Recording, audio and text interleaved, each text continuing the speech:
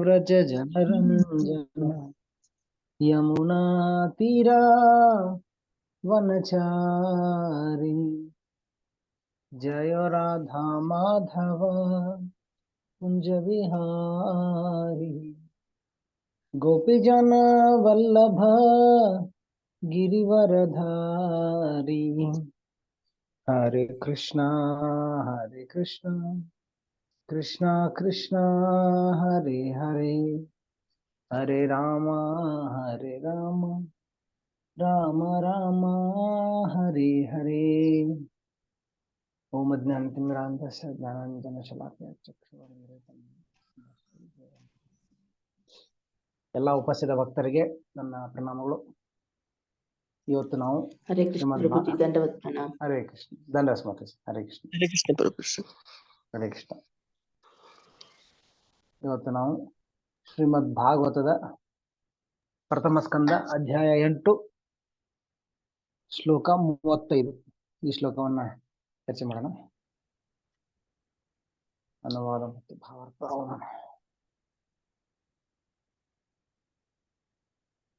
ಶ್ಲೋಕ 35.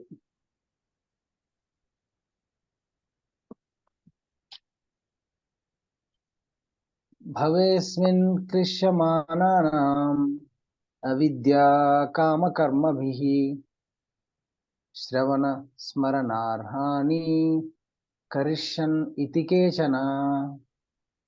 ಭವೇಸ್ಮಿನ್ ಕ್ಲಿಶ್ಯಮಾನಾನಾಂ ಅವಿದ್ಯಾ ಕಾಮಕರ್ಮಭಿಃ ಶ್ರವಣ ಸ್ಮರಣಾರ್ಹಾನಿ ಹರಿಷ್ಯನ್ ಇತಿ ಕೇಚನ. ಭವೇಸ್ಮಿನ್ ಕ್ಲಿಶ್ಯಮಾನಾನಾಂ ಅವಿದ್ಯಾ ಕಾಮಕರ್ಮಭಿಃ ಶ್ರವಣ ಸ್ಮರಣಾರ್ಹಾನಿ ಕರಿಷ್ಯನ್ ಇತಿ ಕೇಚನ. ಶಬ್ದಾರ್ಥ ನೋಡೋಣ.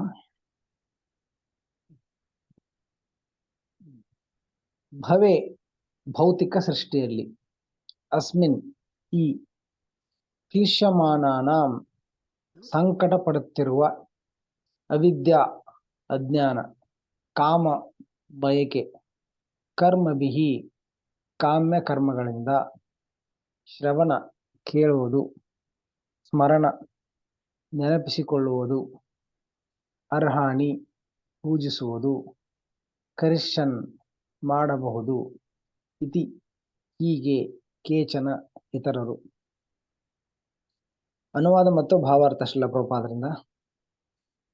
ಶ್ರವಣ ಸ್ಮರಣ ಅರ್ಚನ ಮೊದಲಾದ ಭಕ್ತಿ ಸೇವೆಯನ್ನು ಪುನರುಜ್ಜೀವನಗೊಳಿಸಿ ಭೌತಿಕ ನೋವುಗಳಿಂದ ನಲುಗುತ್ತಿರುವ ಬದ್ಧಾತ್ಮರಿಗೆ ಅವುಗಳಿಂದ ಮುಕ್ತಿ ನೀಡುವುದಕ್ಕಾಗಿ ಮತ್ತು ಮೋಕ್ಷವನ್ನು ಗಳಿಸಲು ನೆರವಾಗುವುದಕ್ಕಾಗಿ ನೀನು ಈ ಭೂಮಿಯಲ್ಲಿ ಅವತರಿಸಿದ್ದೀಯೇ ಎಂದು ಕೆಲವರು ಹೇಳುತ್ತಾರೆ. ಕೆಳಗಿನ ಶ್ಲೋಕಗಳಲ್ಲಿ, ಪೂರ್ವದ ಶ್ಲೋಕಗಳಲ್ಲಿ ಭಗವಂತ ಯಾವ ಕಾರಣಕ್ಕೆ ಈ ಭೌತಿಕ ಜಗತ್ತಿಗೆ ಬರ್ತಾನೆ ಅನ್ನೋದನ್ನ ಹೇಳಿದ್ದಾರೆ. ಇಲ್ಲಿ ಮುಖ್ಯವಾಗಿ ನಾವು ತಿಳ್ಕೋಬೇಕು, ಇದು ಶೌನಕ ಮುನಿಗಳ ಒಂದು ಪ್ರಶ್ನೆಗೆ ಉತ್ತರ. ಶೌನಕ ಮುನಿಗಳು 6 ಪ್ರಶ್ನೆ ಕೇಳ್ತಾರೆ ಸೂತ ಗೋಸ್ವಾಮಿಗಳಿಗೆ. 6 ಪ್ರಶ್ನೆ. 6 ಪ್ರಶ್ನೆಗಳಲ್ಲಿ ಒಂದು ಪ್ರಶ್ನೆ, ಕೃಷ್ಣ ಮತ್ತು ಬಲರಾಮ ಅವರು ಅವತರಿಸಿದಾಗ ಯಾವ ಸುಂದರ ಲೀಲೆಗಳನ್ನ ರಚಿಸಿದ್ರು ಅಂತ ಕೇಳ್ತಾರೆ. ಅದಕ್ಕೆ ನಮಗೆ ನಾವು ಶ್ರೀಮದ್ ಭಾಗವತ ಪ್ರಥಮ ಸ್ಕಂದ ಅಧ್ಯಾಯದ ಆರಂಭದಲ್ಲೇ ಶೌನಕಾದಿ ಮುನಿಗಳು ಯಾವ ಪ್ರಶ್ನೆ ಕೇಳಿದ್ರು, ಯಾವ್ಯಾವ ಪ್ರಶ್ನೆ ಕೇಳಿದ್ರು ಅಂತ ನಮಗೆಲ್ಲ ಗೊತ್ತಿರ್ಬೇಕು. ಯಾಕಂದ್ರೆ ಅಲ್ಲಿಂದಾನೇ ಆರಂಭ ಆಗೋದೇ ಪ್ರಥಮ ಅಧ್ಯಾಯದಲ್ಲಿ ಶೌನಕ ಮುನಿಗಳು ಕೇಳುವ 6 ಪ್ರಶ್ನೆಗಳು. ಆ ಒಂದು ಪ್ರಶ್ನೆಗೆ ಉತ್ತರ ಇದು. ಮೊದಲನೇ ಪ್ರಶ್ನೆ ಏನಿತ್ತಂದ್ರೆ, 6 ಪ್ರಶ್ನೆಗೆ ನಾನು ಹಿಂಟ್ ಕೊಡ್ತೇನೆ, ಒಂದು ಶಬ್ದ ಕೊಡ್ತೇನೆ ಅದಕ್ಕೆ. ಶ್ರೇಯ ಸಾರ ಕೃಷ್ಣ ಕಥಾ, ಅವತಾರ ಕಥಾ, ಅದರಲ್ಲಿ 2 ಪುರುಷಾವತಾರ ಕಥಾ, ಅವತಾರ ಕಥಾ ಮತ್ತು ಆಶ್ರಯ.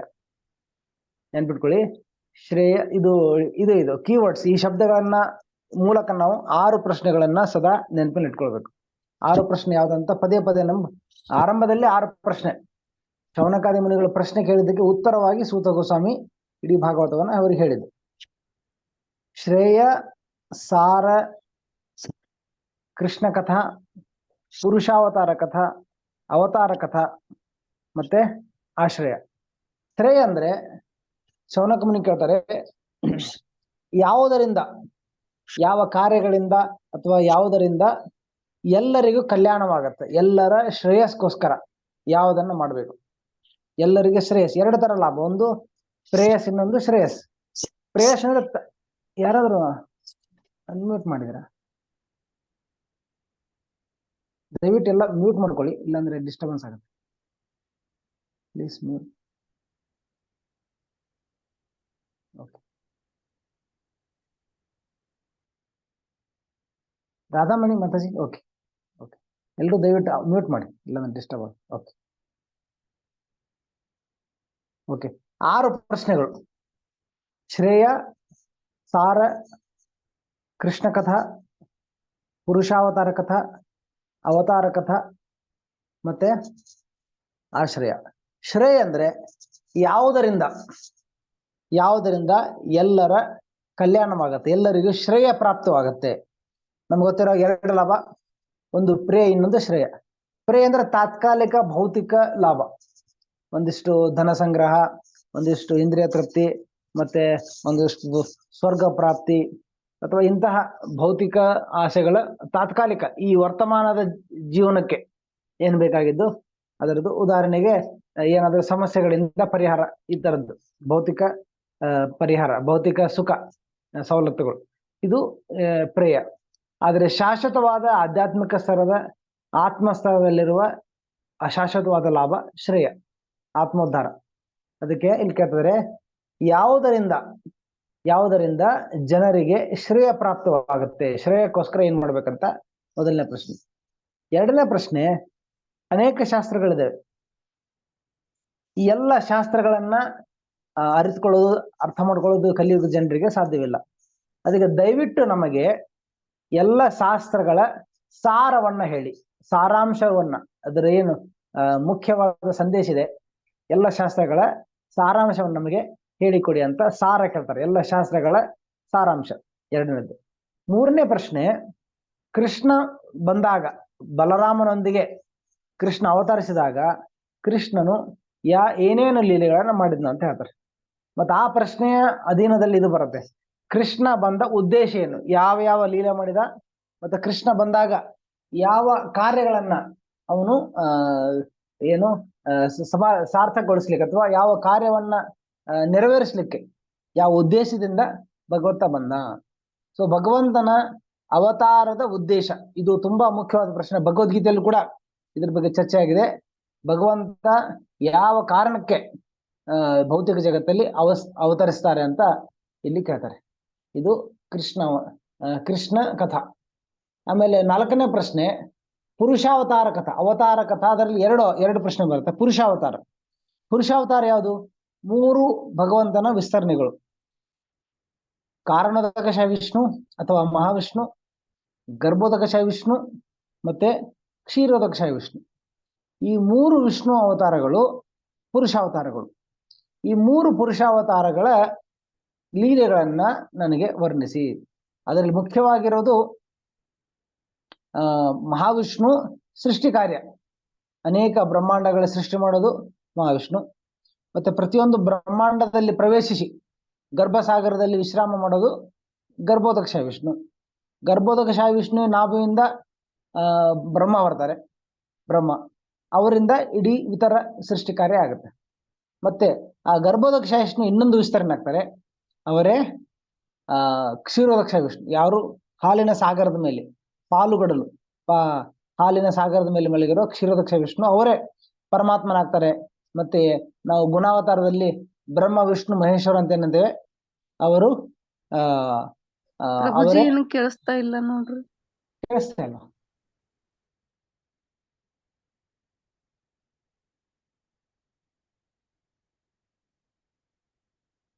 ಹರೇ ಕೃಷ್ಣ. ಈಗ ನೋಡಿ, ಕೇಳಿಸ್ತದ್ಯಾ? ಕೇಳಿಸ್ತಿದೆ ಇವಾಗ ಪ್ರಭು. ಕೇಳಿಸ್ತಾ ಇದೆ ಹೌದಾ?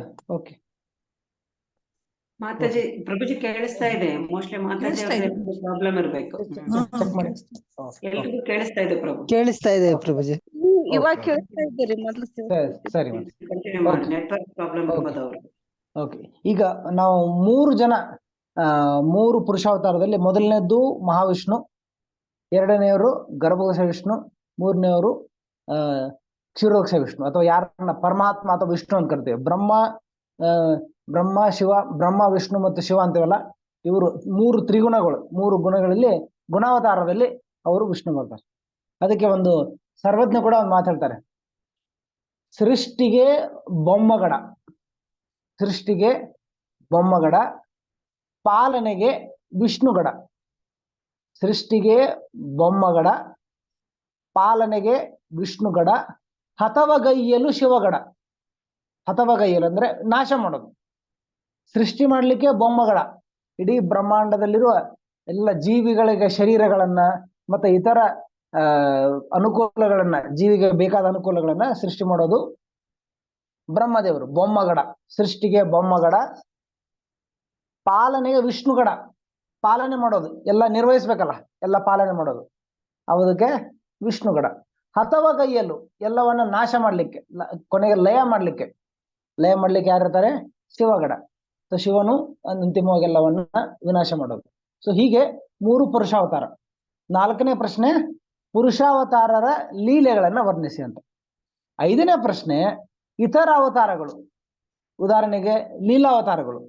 6 ತರ ಅವತಾರಗಳಿದೆ.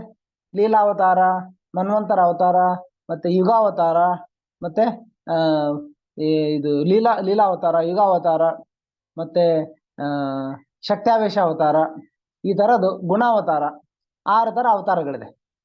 ಇತರ ಅವತಾರ, ಪುರುಷಾವತಾರವನ್ನು ಬಿಟ್ಟು ಮತ್ತೆ ಕೃಷ್ಣ ಬಲರಾಮ್ ಬಿಟ್ಟು ಬಾಕಿ ಎಲ್ಲ ಅವತಾರ, ಉದಾಹರಣೆಗೆ ರಾಮಚಂದ್ರ, ಮತ್ತೆ ನರಸಿಂಹದೇವ, ವಾಮನದೇವ, ಕೂರ್ಮದೇವ, ಇತರ ಅವತಾರಗಳ ಲೀಲೆಗಳನ್ನ ವರ್ಣಿಸಿ. ಅದಕ್ಕೆ ನಾವು ಭಾಗವತದಲ್ಲಿ ನೋಡ್ತೇವೆ, ಅನೇಕ ಅವತಾರಗಳಿದೆ. 7ನೇ ಸ್ಕಂದದಲ್ಲಿ ನರಸಿಂಹ ಅವತಾರ ಇದೆ, ಮತ್ತೆ 3ನೇ ಸ್ಕಂದದಲ್ಲಿ ವರಾಹ ಅವತಾರ ಇದೆ, ಆಮೇಲೆ 8ನೇ ಸ್ಕಂದದಲ್ಲಿ ಕೂರ್ಮ ಅವತಾರ ಇದೆ. ಇತರ 4ನೇ ಸ್ಕಂದದಲ್ಲಿ ವಿಷ್ಣುವಿನ ಅನೇಕ ಅವತಾರ, ಯಾವ ರೂಪದಲ್ಲಿ ಅವರು ಪೃಥು ಮಹಾರಾಜನಿಗೆ ದರ್ಶನ ಕೊಟ್ಟರು, ಯಾವ ರೂಪದಲ್ಲಿ ಧ್ರುವ ಮಹಾರಾಜರಿಗೆ ದರ್ಶನ ಕೊಟ್ಟರು. ಹೀಗೆ ಭಾಗವತದ ಉದ್ದಕ್ಕೂ ಕೃಷ್ಣನ ಅವತಾರದ ಲೀಲೆಗಳು. ಮತ್ತೆ ರಾಮಾವತಾರ 9ನೇ ಸ್ಕಂದ, ಪರಶುರಾಮ ಅವತಾರ 9ನೇ ಸ್ಕಂದ. ಸೊ ಬೇರೆ ಬೇರೆ ಭಾಗದಲ್ಲಿ ನಾವು ಭಗವಂತನ ಇತರ ಅವತಾರಗಳ ಕುರಿತಾಗಿ ನಾವು ನೋಡ್ಬೋದು. ಅವತಾರ ಕಥಾ. 6ನೇ ಪ್ರಶ್ನೆ, ಆಶ್ರಯ. ಅಂದ್ರೆ ಭಗವಂತನು ತನ್ನ ಸ್ವಧಾಮಕ್ಕೆ ತೆರಳಿದ ಮೇಲೆ, ತನ್ನ ಲೀಲೆಗಳನ್ನ ಸಮಾಪ್ತಗೊಳಿಸಿ ಸ್ವಧಾಮಕ್ಕೆ ತೆರಳಿದ ಮೇಲೆ ಅವನೊಂದಿಗೆ ಧರ್ಮ ಕೂಡ ಹೊರಟೋಯ್ತು. ಮತ್ತೆ ಕೃಷ್ಣನ ನಿರ್ಗಮನ ಆದ್ಮೇಲೆ, ಕೃಷ್ಣನು ತನ್ನ ಸ್ವಧಾಮಕ್ಕೆ ತೆರಳಿದ ಮೇಲೆ ಧರ್ಮ ಎಲ್ಲಿ ಆಶ್ರಯವನ್ನ ಪಡೆಯುದು? ಆಶ್ರಯ, ಧರ್ಮದ ಆಶ್ರಯ ಎಲ್ಲಿದೆ ಅಂತ ಆ ಪ್ರಶ್ನೆ ಕೇಳಿದ್ರು. ಮತ್ತೆ ಭಾಗವತ ಏನು? ಈ 6 ಪ್ರಶ್ನೆಗಳಿಗೆ ಉತ್ತರ, ಒಂದೊಂದು ಪ್ರಶ್ನೆಗೆ ಸೂಕ್ತವಾಗಿ ಉತ್ತರ ಕೊಡ್ತಾರೆ. ಮೊದಲನೇ ಪ್ರಶ್ನೆಗೆ ಉತ್ತರ ಕೊಡ್ತಾರೆ, ಧರ್ಮ ಏನದು? ಸವೈ ಪುಂಸಾಂ ಪರೋ ಧರ್ಮ ಯಥೋ ಭಕ್ತಿ ರೋಧೋಕ್ಷ ಅಹೇತುಕಿಯ ಪ್ರತಿಯತ ಯಹತ ಸೂಕ್ಷ್ಮ ಯತ್ಮ ಸುಪ್ರಸಿದ್ಧತಿ. ಅಂದ್ರೆ ಎಲ್ಲರ ಕಲ್ಯಾಣ, ಎಲ್ಲರ ಸುಪ್ರಸಿದ್ಧತೆ, ಪ್ರತಿಯೊಬ್ಬರ ಕಲ್ಯಾಣ ಶ್ರೇಯಸ್ ಎಲ್ಲಿದೆ ಅಂತಂದ್ರೆ ಎಲ್ಲರೂ ಭಗವದ್ಭಕ್ತಿಯಲ್ಲಿ. ಸವೈ ಪುಂಸಾಂ ಪರೋ ಧರ್ಮ ಯಥೋ ಭಕ್ತಿರ ಅಧೋಕ್ಷಜೆ, ಅಧೋಕ್ಷಜಿನ ಪ್ರತಿ ಅಥವಾ ಭಗವಂತನ ಪ್ರತಿ ಯಾರು ಭಕ್ತಿ ಸೇವೆ ಸಲ್ಲಿಸ್ತಾರೆ ಅವರಿಗೆ ಶ್ರೇಯ ಪ್ರಾಪ್ತ ಆಗುತ್ತೆ. ಸೊ ನಮಗೆ ಶ್ರೇಯ ಪ್ರಾಪ್ತ, ಆತ್ಮೋದ್ಧಾರ, ಆತ್ಮಸ್ತರದಲ್ಲಿ ಶಾಶ್ವತವಾದ ಲಾಭ ಬೇಕಂದ್ರೆ ನಮಗೆ ಅದರ ಯಾವ ಮೂಲಕ ಅಂದ್ರೆ ಭಕ್ತಿ ಸೇವೆ, ಭಗವಂತನ ಪ್ರತಿ ಭಕ್ತಿ ಸೇವೆಯನ್ನ ಶ್ರವಣ ಕೀರ್ತನ ಸ್ಮರಣ ಇತ್ಯಾದಿ ಭಕ್ತಿ ಸೇವೆ ಮೂಲಕ ಅಂತ ಹೇಳ್ತಾರೆ. ಆಮೇಲೆ 3ನೇ ಪ್ರಶ್ನೆಯಾಗಿ ಯಾವಾಗ ಭಗವಂತ ಕೇಳ್ತಾರೆ, ಯಾವ ಕಾರಣಕ್ಕೆ, ಯಾವ ಉದ್ದೇಶದಿಂದ ಭಗವಂತ ಕಾಲಕ್ಕೆ ಈ ಭೌತಿಕ ಜಗತ್ತಲ್ಲಿ ಅವತರಿಸ್ತಾನೆ, ಬರ್ತಾರೆ ಅನ್ನೋದಕ್ಕೆ ಅದರ ಉತ್ತರವೇ ಈ ಶ್ಲೋಕಗಳು. ಕಳೆದ 3 ಶ್ಲೋಕದಿಂದ ಆರಂಭದಲ್ಲಿ 32ರಿಂದ ಆರಂಭ ಆಗುತ್ತೆ. 32ರಲ್ಲಿ ನೀವು ಅಜನ್ಮನಾದವನು ಜನ್ಮ ತಾಳಿ ಇಲ್ಲಿ ಬರ್ತಾರಂದ್ರೆ, ಯಾಕಂದ್ರೆ ಒಂದು ಉದ್ದೇಶ ಅಂದ್ರೆ ನೀವು ಎಲ್ಲಾ ಭಕ್ತರ ಪ್ರಸನ್ನತೆಗೆ, ಪ್ಲೀಸ್ ಯದು ಮಹಾರಾಜರ ಪ್ರಸನ್ನತೆಗೆ, ಅವರನ್ನ ಪ್ರಸನ್ನಗೊಳಿಸ್ಲಿಕ್ಕೆ ನೀವು ಬಂದ್ರಿ. ಮತ್ತೆ ಇನ್ ಕೆಲವರು ಹೇಳ್ತಾರೆ, ದೇವಕಿ ಮತ್ತು ವಸುದೇವ ಪ್ರಾರ್ಥನೆ ಮಾಡಿದ್ರು. ದೇವಕಿ ವಸುದೇವ ನಿಮ್ಮನ್ನ ಭಗವಾನ್ ವಿಷ್ಣುವನ್ನ ತಮ್ಮ ಪುತ್ರನಾಗಿ ಪಡೆಯಲು ಅವರು ಬಯಸಿದ್ರು. ಅದಕ್ಕೋಸ್ಕರ ಕಠೋರ ತಪಸ್ ಮಾಡಿದ್ರು. ಅವರ ತಪಸ್ಸಿಗೆ ವರ ನೀಡಿ ನೀನು ಅವರ ಪುತ್ರನಾಗಿ ಬಂದಿರುವೆ ಅಂತ ಕೇಳ್ತಾರೆ. ಮತ್ತು ಎಲ್ಲ ಯಾರು ದೈವಿ ವಿರೋಧಿಗಳಿದ್ದಾರೆ, ದೇವತಾ ವಿರೋಧಿಗಳಿದ್ದಾರೆ, ಅಸುರರಿದ್ದಾರೆ, ಅಸುರರ ಸಂಹಾರಕ್ಕೋಸ್ಕರ ನಾವು ಭಗವದ್ಗೀತೆಯಲ್ಲಿ ಪ್ರಸಿದ್ಧ ಶ್ಲೋಕ ಹೇಳ್ತೇವೆ. ಏನು ಪರಿತ್ರಾಣ ಸಾಧೂನಾಂ ವಿನಾಶಾಯ ಚ ದುಷ್ಕೃತಾಂ ಧರ್ಮ ಸಂಸ್ಥಾಪನಾರ್ಥಾಯ ಸಂಭವಾಮಿ ಹೀಗೆ. ಅಂದ್ರೆ ನೀವು ಧರ್ಮ ಭಕ್ತರನ್ನ ಸಂರಕ್ಷಣೆ ಮಾಡ್ಲಿಕ್ಕೆ ಮತ್ತು ದುಷ್ಟರನ್ನ ನಾಶ ಮಾಡ್ಲಿಕ್ಕೆ ನೀವು ಕಾಲಕ್ಕೆ ಬರ್ತೀರಂತ ಇದು ಹೇಳ್ತಾರೆ. ಮತ್ತೆ ಇನ್ನೊಂದು ಮುಂದಿನ ಶ್ಲೋಕದಲ್ಲಿ 34 ನೋಡಿದಂಗೆ ನೀವು ಈ ಪೃಥ್ವಿ ತುಂಬಾ ಭಾರವಾದಾಗ ನೀವು ಮತ್ತೆ ಎಲ್ಲ ದೇವತೆಗಳು ಪ್ರಾರ್ಥನೆ ಮಾಡಿದ್ರು ಈ ಭೂಮಿಯ ಭಾರವನ್ನ ಇಳಿಸಿ. ನಾವು ಭಾಗವತ ಆರಂಭದಲ್ಲಿ ನೋಡ್ತೇವೆ 10ನೇ ಸ್ಕಂದದಲ್ಲಿ ಹೇಗೆ ಪೃಥ್ವಿ ದೇವಿ ಬ್ರಹ್ಮದೇವರ ಹತ್ರ ಹೋಗ್ತಾರೆ, ತುಂಬಾ ಭಾರ ಜಾಸ್ತಿ ಆಗಿದೆ, ಅಸುರಿ ರಾಜರ ಭಾರ ಇದೆ, ಅದನ್ನ ಕಡಿಮೆ ಮಾಡಿ ಅಂತ ಕೇಳಿದಾಗ ನೀವು ಈ ಭೂಮಿಯನ್ನ ಈ ಅಸುರಿ ರಾಜರಿಂದ ಇದನ್ನ ಮುಕ್ತಗೊಳಿಸ್ಲಿಕ್ಕೆ ನೀವು ಬಂದಿದ್ದೀರಾ ಅಂತ ಹೇಳ್ತಾರೆ. ಮತ್ತೆ ಈ ಶ್ಲೋಕದಲ್ಲಿ ಇನ್ನ ನೋಡಿ ಕ್ರಮೇಣ ಉನ್ನತವಾದ ಉದ್ದೇಶ, ಹೈಯರ್ ಮೇಲೆ ಹೋಗ್ತಾ ಇದೆ ಉತ್ತರಗಳು. ಅದು ಯಾವ ಕಾರಣಗಳಿಂದ ಬರ್ತಾ ಇದೆ ಅಂತ ಇದು ತುಂಬಾ ಅದ್ಭುತವಾದ ಇಲ್ಲಿ ಮಾಡಿಕೊಟ್ಟಿದ್ದಾರೆ.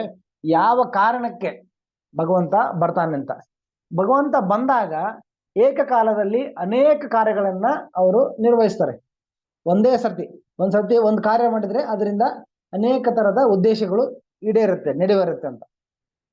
ಪ್ರತಿಯೊಂದು ಲೀಲೆಯಲ್ಲಿ ಅವ್ರು ಏನೇ ಮಾಡಿದ್ರೆ ಅದಕ್ಕೆ 2-3 ತರದ ಒಂದು ಉದ್ದೇಶ ಇರುತ್ತೆ.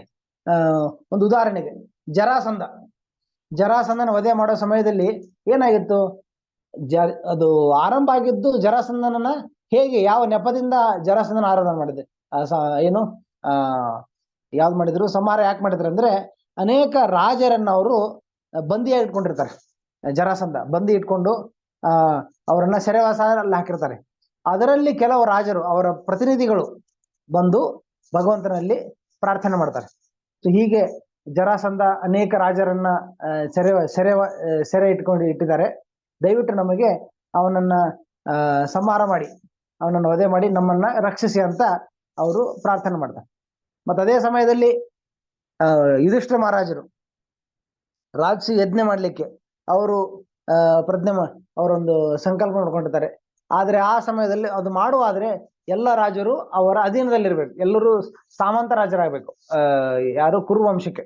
ಅದಕ್ಕೋಸ್ಕರ ಈ ಜರಾಸಂಧನ ದಬ್ಬಾಳಿಕೆ ತುಂಬಾ ಅತಿಯಾಗಿದೆ, ಅವರನ್ನ ದಮನಗೊಳಿಸ್ಬೇಕಂತ ಅದು ಉದ್ದೇಶ. ಮತ್ತೆ ಅದೇ ಕಾಲದಲ್ಲಿ ಕೃಷ್ಣನ ಮೂಲ ಉದ್ದೇಶ ಆದ ಪರಿತ್ರಾಣಾಯ ಸಾಧೂನಾಂ ವಿನಾಶಾಯ ದುಷ್ಕೃತಾಂ ಆ ಉದ್ದೇಶನ ಈಡೇರಿಸ್ತಾರೆ.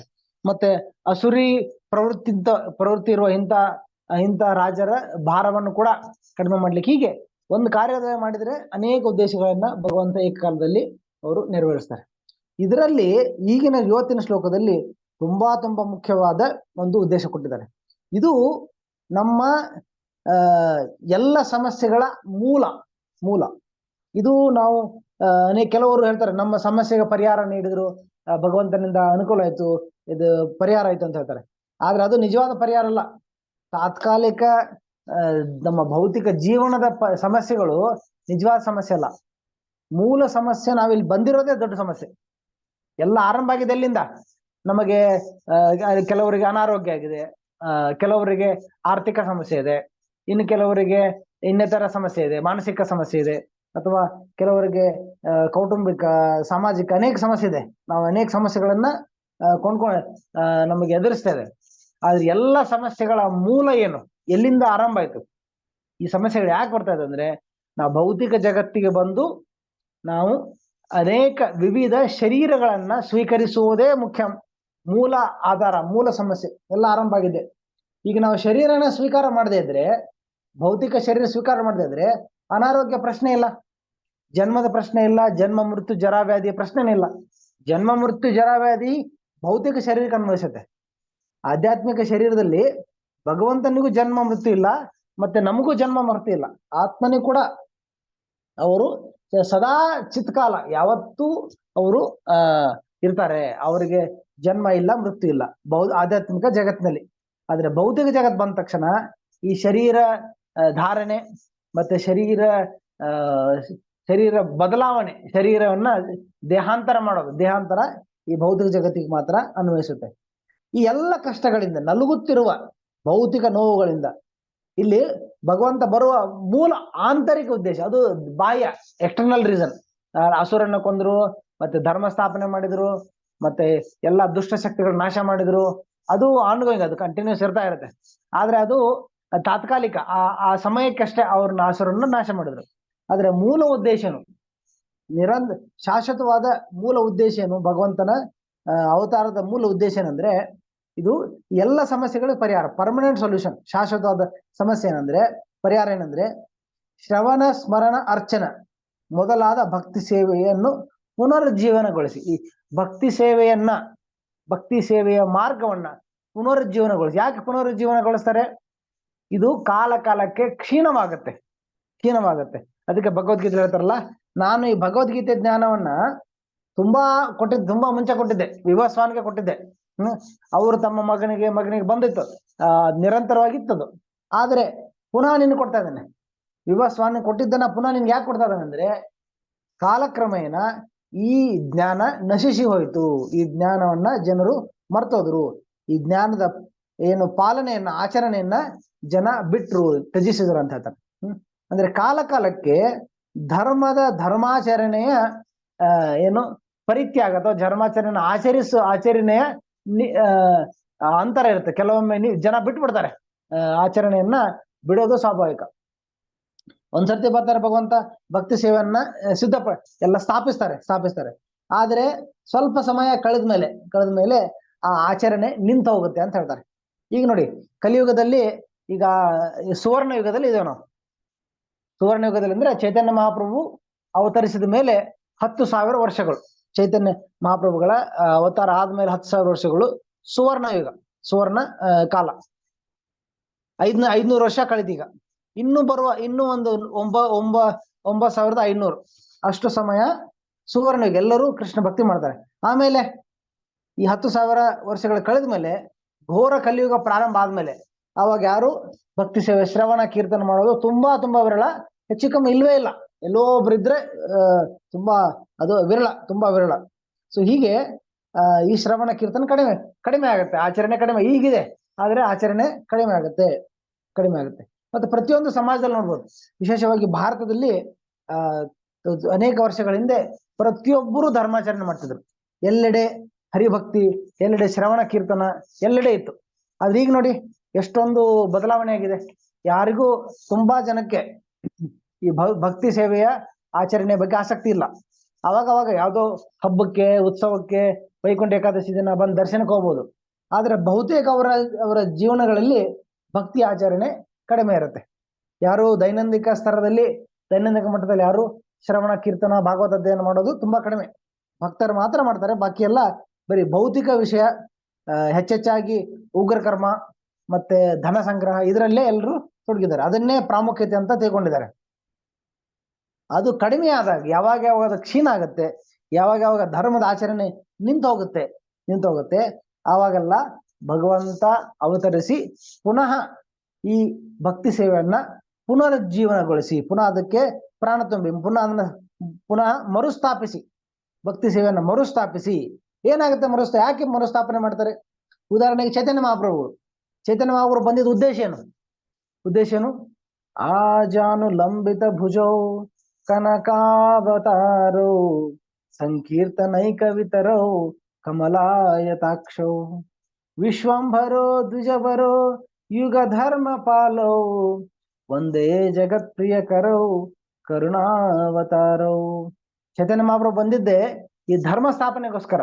ಆಜಾನು ಲಂಬಿತ ಭುಜೋ ಕನಕಾವತಾರೋ ಸಂಕೀರ್ತನೈಕ ಪಿತರೌ ಕಮಲಾಯತಾಕ್ಷ. ಸಂಕೀರ್ತನ ಯಜ್ಞವನ್ನ ಅವರು, ಪಿತಾ ಅಂದ್ರೆ ಅವರು ಆರಂಭಿಕರು, ಅದನ್ನ ಸ್ಥಾಪಿಸಿದವರು ಸಂಕೀರ್ತನ ಯಜ್ಞವನ್ನ.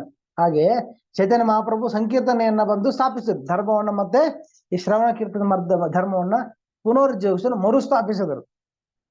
ಯಾಕೆ ಮರುಸ್ಥಾಪನೆ ಮಾಡ್ತಾರೆ? ಶ್ರವಣ ಸ್ಮರಣ ಅರ್ಚನ ಮೊದಲಾದ ಭಕ್ತಿ ಸೇವೆಯನ್ನು ಪುನರುಜ್ಜೀವನಗೊಳಿಸಿ. ಉದ್ದೇಶ ಏನು? ಭೌತಿಕ ನೋವುಗಳಿಂದ ನಲುಗುತ್ತಿರುವ ಬದ್ಧಾತ್ಮರಿಗೆ ನಾವೆಲ್ಲರೂ ಬದ್ಧಾತ್ಮರು.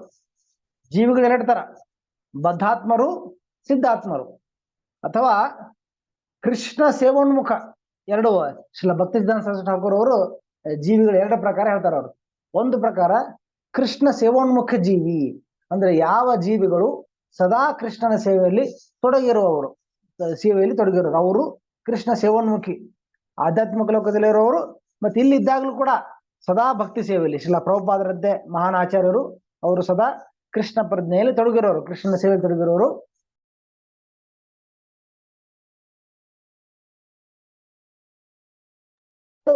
ಕೃಷ್ಣನ ಸೇವೆಯನ್ನ ಬಿಟ್ಟಿದ್ದಾರೆ, ಕೃಷ್ಣನ ಸೇವೆಯನ್ನ ಮಾಡ್ತಾ ಇಲ್ಲ. ಅವರು ಕೃಷ್ಣ ಬಹಿರ್ಮುಖ ಜೀವಿ. ಬದ್ಧಾತ್ಮರಿಗೆ, ನಮ್ಮಂತವರ ಬದ್ಧಾತ್ಮರಿಗೆ ಕೃಷ್ಣ ಬಹಿರ್ಮುಖ ಜೀವಿ ಅಂತ ಕರೀತಾರೆ. ನಾವು ಬಹಿರ್ಮುಖರು. ಕೃಷ್ಣ ಪ್ರಜ್ಞೆ ಉದ್ದೇಶ ಏನು? ಕೃಷ್ಣ ಬಹಿರ್ಮುಖರನ್ನ ಕೃಷ್ಣ ಸೇವೋನ್ಮುಖರನ್ನಾಗಿ ಪರಿವರ್ತನೆಗೊಳಿಸೋದು. ನಾವೆಲ್ಲರೂ ಬದ್ಧಾತ್ಮರು ಇದ್ದೇವೆ. ನಮಗೆ ಕೃಷ್ಣನ ಪ್ರತಿ ಕೃಷ್ಣ ಭಕ್ತಿಯಲ್ಲಿ ಆಸಕ್ತಿ ಇಲ್ಲ ಬದ್ಧಾತ್ಮರಿಗೆ. ಸೊ ನಮ್ಮಂತ ಬದ್ಧಾತ್ಮರನ್ನ, ಕೃಷ್ಣ ಬಹಿರ್ಮುಖರನ್ನ ಕೃಷ್ಣ ಸೇವೋನ್ಮುಖರನ್ನಾಗಿ ಪರಿವರ್ತನೆಗೊಳಿಸೋದೇ ಭಕ್ತಿ ಸೇವೆ ಉದ್ದೇಶ. ನಾವು ಕ್ರಮೇಣವಾಗಿ ನಮ್ಮ ಹೃದಯದಲ್ಲಿ ಕೃಷ್ಣ ಭಕ್ತಿ ಬಗ್ಗೆ ಆಸಕ್ತಿ ಮೂಡಿ ನಾವು ಕೃಷ್ಣ ಭಕ್ತಿಯಲ್ಲಿ ತೊಡಗಿ ಕೃಷ್ಣ ಭಕ್ತರಾಗೋದು, ಅದನ್ನ ಮಾಡೋದು ಈ ಕೃಷ್ಣ ಪ್ರಜ್ಞೆ ಉದ್ದೇಶ. ಈ ಶ್ರವ ಯಾವ ಮೂಲಕ ಆಗುತ್ತೆ? ಶ್ರವಣ, ಸ್ಮರಣ, ಅರ್ಚನೆ. ಇದು ವಿಶೇಷವಾಗಿ ನವವಿಧ ಭಕ್ತಿ. ಶ್ರವಣ, ಕೀರ್ತನ, ಸ್ಮರಣ, ವಿಷ್ಣು ಸ್ಮರಣ, ಪಾದ ಸೇವನ, ಅರ್ಚನ, ಮಂದನ, ಹೀಗೆ ನವವಿಧ ಭಕ್ತಿಯ ಆಚರಣೆ ಮೂಲಕ ಏನಾಗುತ್ತೆ? ಭೌತಿಕ ನೋವುಗಳಿಂದ ನಲಗುತ್ತಿರುವ ಬದ್ಧಾತ್ಮರಿಗೆ ಅವುಗಳಿಂದ ಮುಕ್ತಿ ನೀಡುವುದಕ್ಕಾಗಿ, ಭೌತಿಕ ಕಷ್ಟಗಳಿಂದ, ಭೌತಿಕ ನೋವುಗಳಿಂದ ಅವರಿಗೆ ವಿಮೋಚನೆ ನೀಡಲಿಕ್ಕೆ, ಅವರಿಗೆ ಮುಕ್ತಿ ನೀಡುವುದಕ್ಕಾಗಿ ಮತ್ತು ಮೋಕ್ಷವನ್ನು ಗಳಿಸಲು ನೆರವಾಗುವುದಕ್ಕಾಗಿ. ಮೋಕ್ಷ ಅಂದ್ರೆ ಈ ಭೌತಿಕ ಬಂಧನದಿಂದ ಮುಕ್ತಿ, ಇನ್ನೊಂದು ಈ ಶರೀರ ಬದಲಾವಣೆ, ದೇಹಾಂತರದ ಈ ಚಕ್ರದಿಂದ ನಮಗೆ ಬಿಡುಗಡೆ ನೀಡಿ ನಮಗೆ ಪುನಃ ಭಗವದ್ಧಾಮ ಹೋಗ್ಲಿಕ್ಕೆ ಒಂದು ಅವಕಾಶವನ್ನ ಅಥವಾ ಆ ಅನುಗ್ರಹವನ್ನ ನೀಡಿ ನೆರವಾದಕ್ಕಾಗಿ ನೀನು ಭೂಮಿಯಲ್ಲಿ ಅವತರಿಸಿದ್ದೀಯೇ ಎಂದು ಕೆಲವರು ಹೇಳುತ್ತಾರೆ. ನೋಡಿ, ಇದು ಅವರ ಭಗವಂತನ ಅವತರಿಸುವ ಮುಖ್ಯ ಕಾರಣ, ತುಂಬಾ ಮುಖ್ಯ ಕಾರಣ. ಅದಕ್ಕೆ ಭಗವದ್ಗೀತೆಯಲ್ಲಿ ನಾವು ಪ್ರಸ್ತಾವನೆ ನೋಡಿದ್ರೆ ಆರಂಭದಲ್ಲೇ ಪ್ರಭುಪಾದ ಹೇಳ್ತಾರೆ, ಭಗವದ್ಗೀತೆಯ ಯಾವ ಉದ್ದೇಶಕ್ಕೆ ಭಗವದ್ಗೀತೆಯನ್ನ ಕೃಷ್ಣ ನೀಡಿದ ಅಂದ್ರೆ, ಯಾವ ಉದ್ದೇಶಕ್ಕೆ ಕೃಷ್ಣ ಬ್ರಹ್ಮದೇವರ ಪ್ರತಿ ದಿನಕ್ಕೆ ಒಂದ್ ಸರ್ತಿ ಯಾವ ಕಾರಣಕ್ಕೆ ಬರ್ತಾರೆ ಅಂತ ಅಲ್ಲಿ ಹೇಳ್ತಾರೆ. ಯಾವ ಕಾರಣಕ್ಕೆ? ಬದ್ಧ ಜೀವಿಗಳನ್ನ ಪುನಃ ತನ್ನ ಧಾಮಕ್ಕೆ, ಸ್ವಧಾಮಕ್ಕೆ ಕರೆದುಕೊಂಡು ಹೋಗ್ಲಿಕ್ಕೆ, ಟು ರೀಕ್ಲೇಮ್. ನಾವು ಭಗವಂತನ ಮಕ್ಕಳು, ಭಗವಂತನ ಅಂಶಗಳು. ಸೊ ನಾವು ಮಾಡಿದ ತಪ್ಪಿನಿಂದ ನಮ್ಮ ಇದು ಏನು ಭೌತಿಕ ಇಚ್ಛೆಗಳ ಕಾರಣವಾಗಿ, ಭೌತಿಕ ಜಗತ್ತನ್ನ ಇಲ್ಲಿ ಆನಂದಿಸಬೇಕು, ಪ್ರತ್ಯೇಕವಾಗಿರ್ಬೇಕು ಅನ್ನೋ ಕಾರಣಗಳಿಂದ ಈ ಭೌತಿಕ ಜಗತ್ತು ಬಂದು ಅನೇಕ ಶರೀರಗಳಲ್ಲಿ ದೇಹಾಂತರ ಮಾಡ್ತಾ ಕಷ್ಟದಲ್ಲಿ ಇರೋದನ್ನ ನೋಡಿ ಕೃಷ್ಣನಿಗೆ ತುಂಬಾ ಬೇಜಾರಾಗಿ ಇದನ್ನ ತನ್ನ ಅಂಶಗಳು ಪುತ್ರರು ಈ ತರ ಕಷ್ಟ ಪಡ್ತಿದಾರಂತ ನೋಡಿ ನಮ್ಮ ಉದ್ಧಾರಕ್ಕೆ, ನಮ್ಮನ್ನ ಪುನಃ ಭಗವಂತ ನಿತ್ಯ ಧಾಮಕ್ಕೆ ಕರೆದುಕೊಂಡು ಹೋಗ್ಲಿಕ್ಕೆ ಭಗವಂತ ಬರ್ತಾರೆ, ಕಾಲಕ್ಕೆ ಬರ್ತಾರಂತ ಪ್ರಭುಪಾದರು ಪದೇ ಈ ವಿಷಯವನ್ನು ಹೇಳಿದ್ದಾರೆ.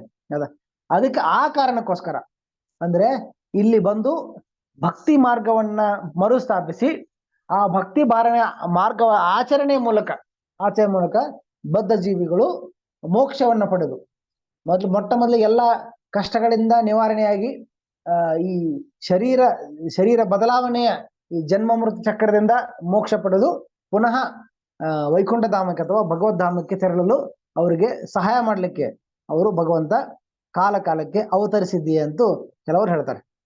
ಭಾವಾರ್ಥ: ಧರ್ಮದ ಪುನಃ ಸಂಸ್ಥಾಪನೆಗಾಗಿ ತಾನು ಪ್ರತಿಯೊಂದು ಯುಗದಲ್ಲಿ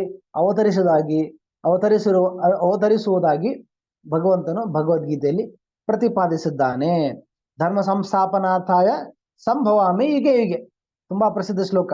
ಯದಾ ಯದಾ ಧರ್ಮಸ್ಯ ಗ್ಲಾನಿರ್ಭವತಿ ಭಾರತ ಧರ್ಮ ಸಂಸ್ಥಾಪನಾರ್ಥಾಯ ಸಂಭವಾಮಿ ಯುಗೆ. ಧರ್ಮ ಸ್ಥಾಪನೆಗೋಸ್ಕರ ಭಗವಂತ ಅವತರಿಸ್ತಾನಂತ ಭಗವದ್ಗೀತೆಯಲ್ಲಿ ಹೇಳಲಾಗಿದೆ. ಧರ್ಮ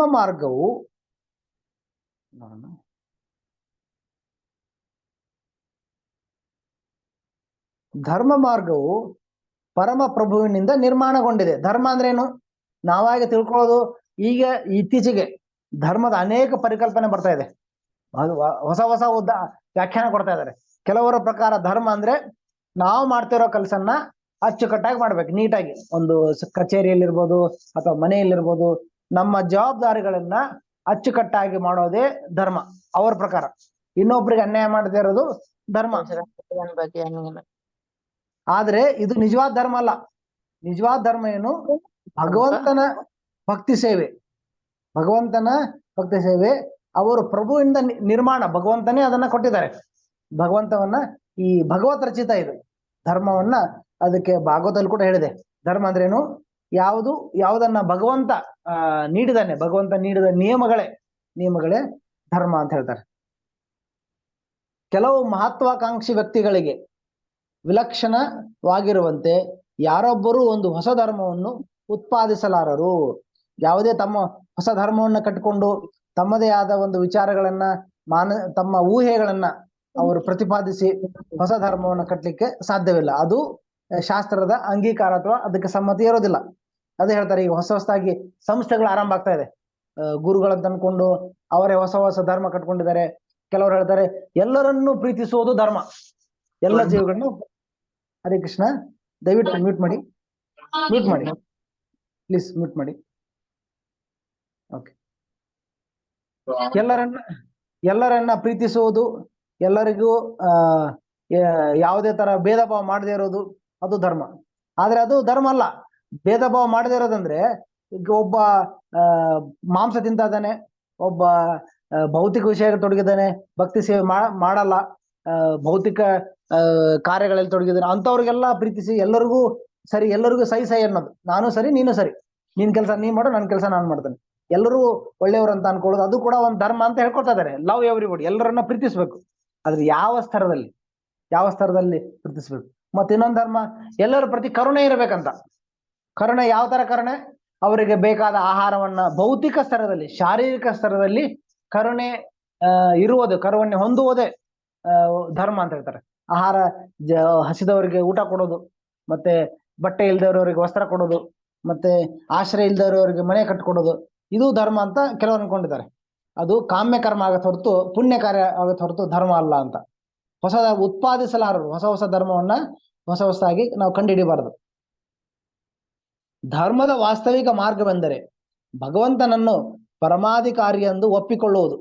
ಭಗವಂತನ ಪರಮಾಧಿತ್ಯವನ್ನ, ಭಗವಂತನ ಶ್ರೇಷ್ಠ, ಭಗವಂತನೇ ಪರಮಾಧಿಕಾರಿ, ಎಲ್ಲರ ಮೂಲ ಭಗವಂತ, ಎಲ್ಲರ ಈಶ್ವರ ಭಗವಂತ ಕೃಷ್ಣ ಅನ್ನೋದನ್ನ ಸ್ವೀಕಾರ ಮಾಡುವುದು ಧರ್ಮ. ಮತ್ತು ಅವನಿಗೆ ಸ್ವಯಂ ಪ್ರೇರಿತ ಪ್ರೇಮದಿಂದ ಸೇವೆಯನ್ನು ಸಲ್ಲಿಸುವುದು. ಭಗವಂತನ ಪ್ರತಿ ಭಕ್ತಿ ಸೇವೆಯನ್ನು ಮಾಡುವುದೇ ಭಕ್ತಿ ಸೇವೆ, ಅದು ನಿಜವಾದ ಧರ್ಮ. ಅದಕ್ಕೆ ಹೇಳ್ತಾರೆ ಸವೈ ಪುಂಸಾಂ ಪರೋ ಧರ್ಮ ಯಥೋ ಭಕ್ತಿರಥೋಕ್ಷಜೆ. ಭಗವಂತನ ಪ್ರತಿ ಭಕ್ತಿ ಸೇವೆಯನ್ನು ಸಲ್ಲಿಸುವುದೇ ನಿಜವಾದ ಧರ್ಮ. ಯಾವ ಜೀವಿಯು ದೇವರಿಗೆ ಸೇವೆ ಸಲ್ಲಿಸದೆ ಇರಲು ಸಾಧ್ಯವಿಲ್ಲ. ಯಾವುದೇ ಜೀವಿ ಆಗ್ಲಿ ಅವರು ಸೇವೆ ಸಲ್ಲಿಸದೆ ಇರ್ಲಿಕ್ಕೆ ಸಾಧ್ಯನೇ ಇಲ್ಲ. ಅದು ವಿಶೇಷವಾಗಿ ಭಗವಂತನಿಗೆ ಸೇವೆ ಸಲ್ಲಿಸಬೇಕು. ಅದಕ್ಕೆ ಹೇಳ್ತಾರೆ, ನಾವು ಭಗವಂತನ ಸೇವೆ ಸಲ್ಲಿಸದೇ ಇದ್ರೆ ನಾವೊಂದು ಇತರರಿಗೆ ಸೇವೆ ಸಲ್ಲಿಸಬೇಕಾಗುತ್ತೆ. ಯಾಕಂದ್ರೆ ಜೀವಿಯ ಪ್ರವೃತ್ತಿ, ಜೀವಿಯ ಲಕ್ಷಣ ಏನು? ಸೇವೆ ಸಲ್ಲಿಸೋದು. ಸಾಮಾನ್ಯವಾಗಿ ಎಲ್ಲರೂ ಈಗ ಕೆಲವರು ದೇಶ ಸೇವೆ ಮಾಡ್ತಾ ಇದ್ದಾರೆ ರಾಜಕಾರಣಿಗಳಾಗಿ, ಕೆಲವರು ಸೈನಿಕರಾಗಿ ದೇಶ ಸೇವೆ ಮಾಡ್ತಾ ಇದ್ದಾರೆ, ಕೆಲವರು ಅಧಿಕಾರಿಗಳಾಗಿ ದೇಶ ಸೇವೆ ಮಾಡ್ತಾ ಇದ್ದಾರೆ, ಕೆಲವರು ತಮ್ಮ ಪರಿವಾರದ ಸೇವೆ ಮಾಡ್ತಾ ಇದ್ದಾರೆ, ಮತ್ತೆ ಕೆಲವರು ಸಮಾಜ ಸೇವೆ ಮಾಡ್ತಾ ಇದ್ದಾರೆ, ಮತ್ತೆ ಕೆಲವರು ಏನೂ ಇಲ್ಲ ಅಂದ್ರೆ ಒಂದು ನಾಯಿ ಸಾಕಿ ನಾಯಿ ಸೇವೆ ಮಾಡ್ತಾರೆ. ಇತ್ತೀಚೆಗೆ ನಗರಗಳಲ್ಲಿ ತುಂಬಾ ಫ್ಯಾಷನ್ ಆಗ್ಬಿಟ್ಟಿದೆ. ಮೊದಲು ಸಾಂಪ್ರದಾಯಿಕವಾಗಿ ಮನೆಯಲ್ಲಿ ಹಸುಗಳನ್ನ ಸಾಕ್ತಾ ಇದ್ರು, ಹಸುಗಳು ಎತ್ತುಗಳನ್ನ ಸಾಕ್ತಾ ಇದ್ರು, ಹಸುಗಳ ಸೇವೆ ಮಾಡ್ತಾ ಇದ್ರು, ಗೋ ಸೇವೆ ಮಾಡ್ತಾ ಇದ್ರು, ಹಸುಗಳ ಮೈ ತೊಳೆಯೋದು, ಅವರಿಗೆ ಆಹಾರ ನೀಡೋದು ಎಲ್ಲ ಮಾಡ್ತಾ ಇದ್ರು. ಈಗ ಹಸುಗಳಿಲ್ಲ. ಅದಕ್ಕೆ ಆ ಸೇವೆಯ ಪ್ರವೃತ್ತಿ ಎಲ್ಲಿ ಹೋಗ್ತಾ ಇದೆ? ಒಂದು ನಾಯಿ ಸಾಕೋದ್ರಿಂದ. ತುಂಬಾ ಹೊಸ ಏನು ಆಹಾರದ ಪದ್ಧತಿ, ದೊಡ್ಡ ಅಂಗಡಿಗಳೇ ಆರಂಭ ಆಗಿದೆ. ಈ ನಾಯಿಗಳಿಗೆ ಕೊಡೋ ಆಹಾರ, ಮತ್ತೆ ಅದಕ್ಕೆ ಶಾಂಪೂ, ಅದಕ್ಕೆ ಏನೆಲ್ಲ ಬೇಕು, ವಸ್ತ್ರಗಳು, ಅದಕ್ಕೆ ಹಾಸಿಗೆ, ತುಂಬಾ ಹೆಂಗೆ ಒಂದು ಮಗುವಿಗೆ ಏನೆಲ್ಲ ಬೇಕು ಅದೆಲ್ಲ ಈಗ ನಾಯಿಗೆ ಬರ್ತಾ ಇದೆ. ಅಂದ್ರೆ ಕೃಷ್ಣನ ಸೇವೆ ಮಾಡದೇ ಇದ್ರೆ ಗಾಡ್ ಸೇವೆ ಮಾಡದೇ ಇದ್ರೆ ಡಾಗ್ ಸೇವೆ ಮಾಡೋ ಪರಿಸ್ಥಿತಿ ಬರುತ್ತೆ ಅಂತ ಪ್ರಭುಪಾದ ಹೇಳ್ತಾರೆ. ಸೇವೆ ಸಲ್ಲಿಸದೇ ಇರಕ್ಕಾಗಲ್ಲ, ಯಾವುದೋ ಒಂದು ಸೇವೆ ಮಾಡ್ತಾನೆ ಇರಬೇಕು. ಏಕೆಂದರೆ ಭಗವಂತನಿಗೆ ಸೇವೆ ಸಲ್ಲಿಸ್ಲಿಕ್ಕೆ ಇರಲು ಸಾಧ್ಯವಿಲ್ಲ, ಸಲ್ಲಿಸದೇ ಇರಲಿಕ್ಕೆ. ಏಕೆಂದರೆ ಅವನು ಆ ಉದ್ದೇಶಕ್ಕಾಗಿಯೇ ಸಹಜವಾಗಿ ಸೃಷ್ಟಿಯಾಗಿರೋದು. ಜೀವಿಯ ಸೃಷ್ಟಿಯಾಗಿರೋದೇ ಸ್ವಾಭಾವಿಕವಾಗಿ ಭಗವಂತನಿಗೆ ಸೇವೆ ಸಲ್ಲಿಸಲಿಕ್ಕೆ. ಜೀವಿಯ ಏಕೈಕ ಕಾರ್ಯವೆಂದರೆ ಭಗವಂತನಿಗೆ ಸೇವೆಯನ್ನು ಸಲ್ಲಿಸುವುದಾಗಿದೆ. ನಮ್ಮ ಏಕೈಕ ಕಾರ್ಯ, ಮುಖ್ಯವಾದ ಕಾರ್ಯ ಏನು? ಭಗವಂತನಿಗೆ ಸೇವೆ ಸಲ್ಲಿಸುವುದು, ಭಕ್ತಿ ಸೇವೆ ಮಾಡುವುದೇ ನಮ್ಮ ಮುಖ್ಯವಾದ ಏಕೈಕ ಕಾರ್ಯ. ಜೀವಿಯ ಏಕೈಕ ಕಾರ್ಯವೆಂದರೆ ಭಗವಂತನಿಗೆ ಭಕ್ತಿ ಸೇವೆಯನ್ನು ಸಲ್ಲಿಸುವುದು. ಭಗವಂತನು ಮಹಾನ್ ಆಗಿದ್ದಾನೆ, ಜೀವಿಗಳೆಲ್ಲ ಅವನಿಗೆ ಅಧೀನರಾಗಿದ್ದಾರೆ. ಭಗವಂತ ಎಲ್ಲರ ಈಶ್ವರ, ಒಡೆಯ, ಮತ್ತೆಲ್ಲ ಜೀವಿಗಳು ಅವನ ಅಧೀನ, ಅವನ ಸೇವಕರು. ಆದ್ದರಿಂದ ಎಲ್ಲ ಜೀವಿಗಳ ಕರ್ತವ್ಯವೇನೆಂದರೆ ಅವನಿಗೆ ಸೇವೆ ಸಲ್ಲಿಸುವುದು ಮಾತ್ರವಾಗಿದೆ. ಅದಕ್ಕೆ ನಮ್ಮ ಎಲ್ಲರ ಮುಖ್ಯವಾದ ಕರ್ತವ್ಯ ಏನು? ಅವನಿಗೆ ಸೇವೆ ಸಲ್ಲಿಸುವುದು, ಭಗವಂತನ ಪ್ರತಿ ಭಕ್ತಿ ಸೇವೆ ಮಾಡೋದು. ದುರಾದೃಷ್ಟವಶಾತ್ ಭ್ರಮಾಧೀನ ಜೀವಿಗಳು, ಯಾರು ಭ್ರಮೆಯಲ್ಲಿದ್ದಾರೆ, ಯಾರು ಶಾಸ್ತ್ರದ ಅರಿವಿಲ್ಲ, ಅವ್ರೇನ್ ಮಾಡ್ತಾ ಇದಾರೆ? ಕೆಲವು ತಪ್ಪು ತಿಳುವಳಿಕೆಯಿಂದ ಅವರು ತಪ್ಪಾಗಿ ತಿಳ್ಕೊಳ್ಳದ ಕಾರಣ ಭೌತಿಕ ಲೋಭಗಳಿಂದ, ಭೌತಿಕ ಆಸೆಗಳ ಲೋಭಗಳಿಂದ ಇಂದ್ರಿಯಗಳ ಗುಲಾಮರಾಗಿದ್ದಾರೆ. ಅವ್ರು ಆಗ್ಬೇಕಾಗಿದ್ದು ಕೃಷ್ಣನ ಸೇವಕರು, ಆದ್ರೆ ಯಾರ ಗುಲಾಮಾಗಿದ್ದಾರೆ? ಇಂದ್ರಿಯಗಳ ಗುಲಾಮರಾಗಿದ್ದಾರೆ. ಈ ಅಪೇಕ್ಷೆಯನ್ನು ಅವಿದ್ಯಾ ಅಥವಾ ಅಜ್ಞಾನ ಎಂದು ಕರೆಯಲಾಗಿದೆ. ಇಂತಹ ಯಾವ ಅಪೇಕ್ಷೆ?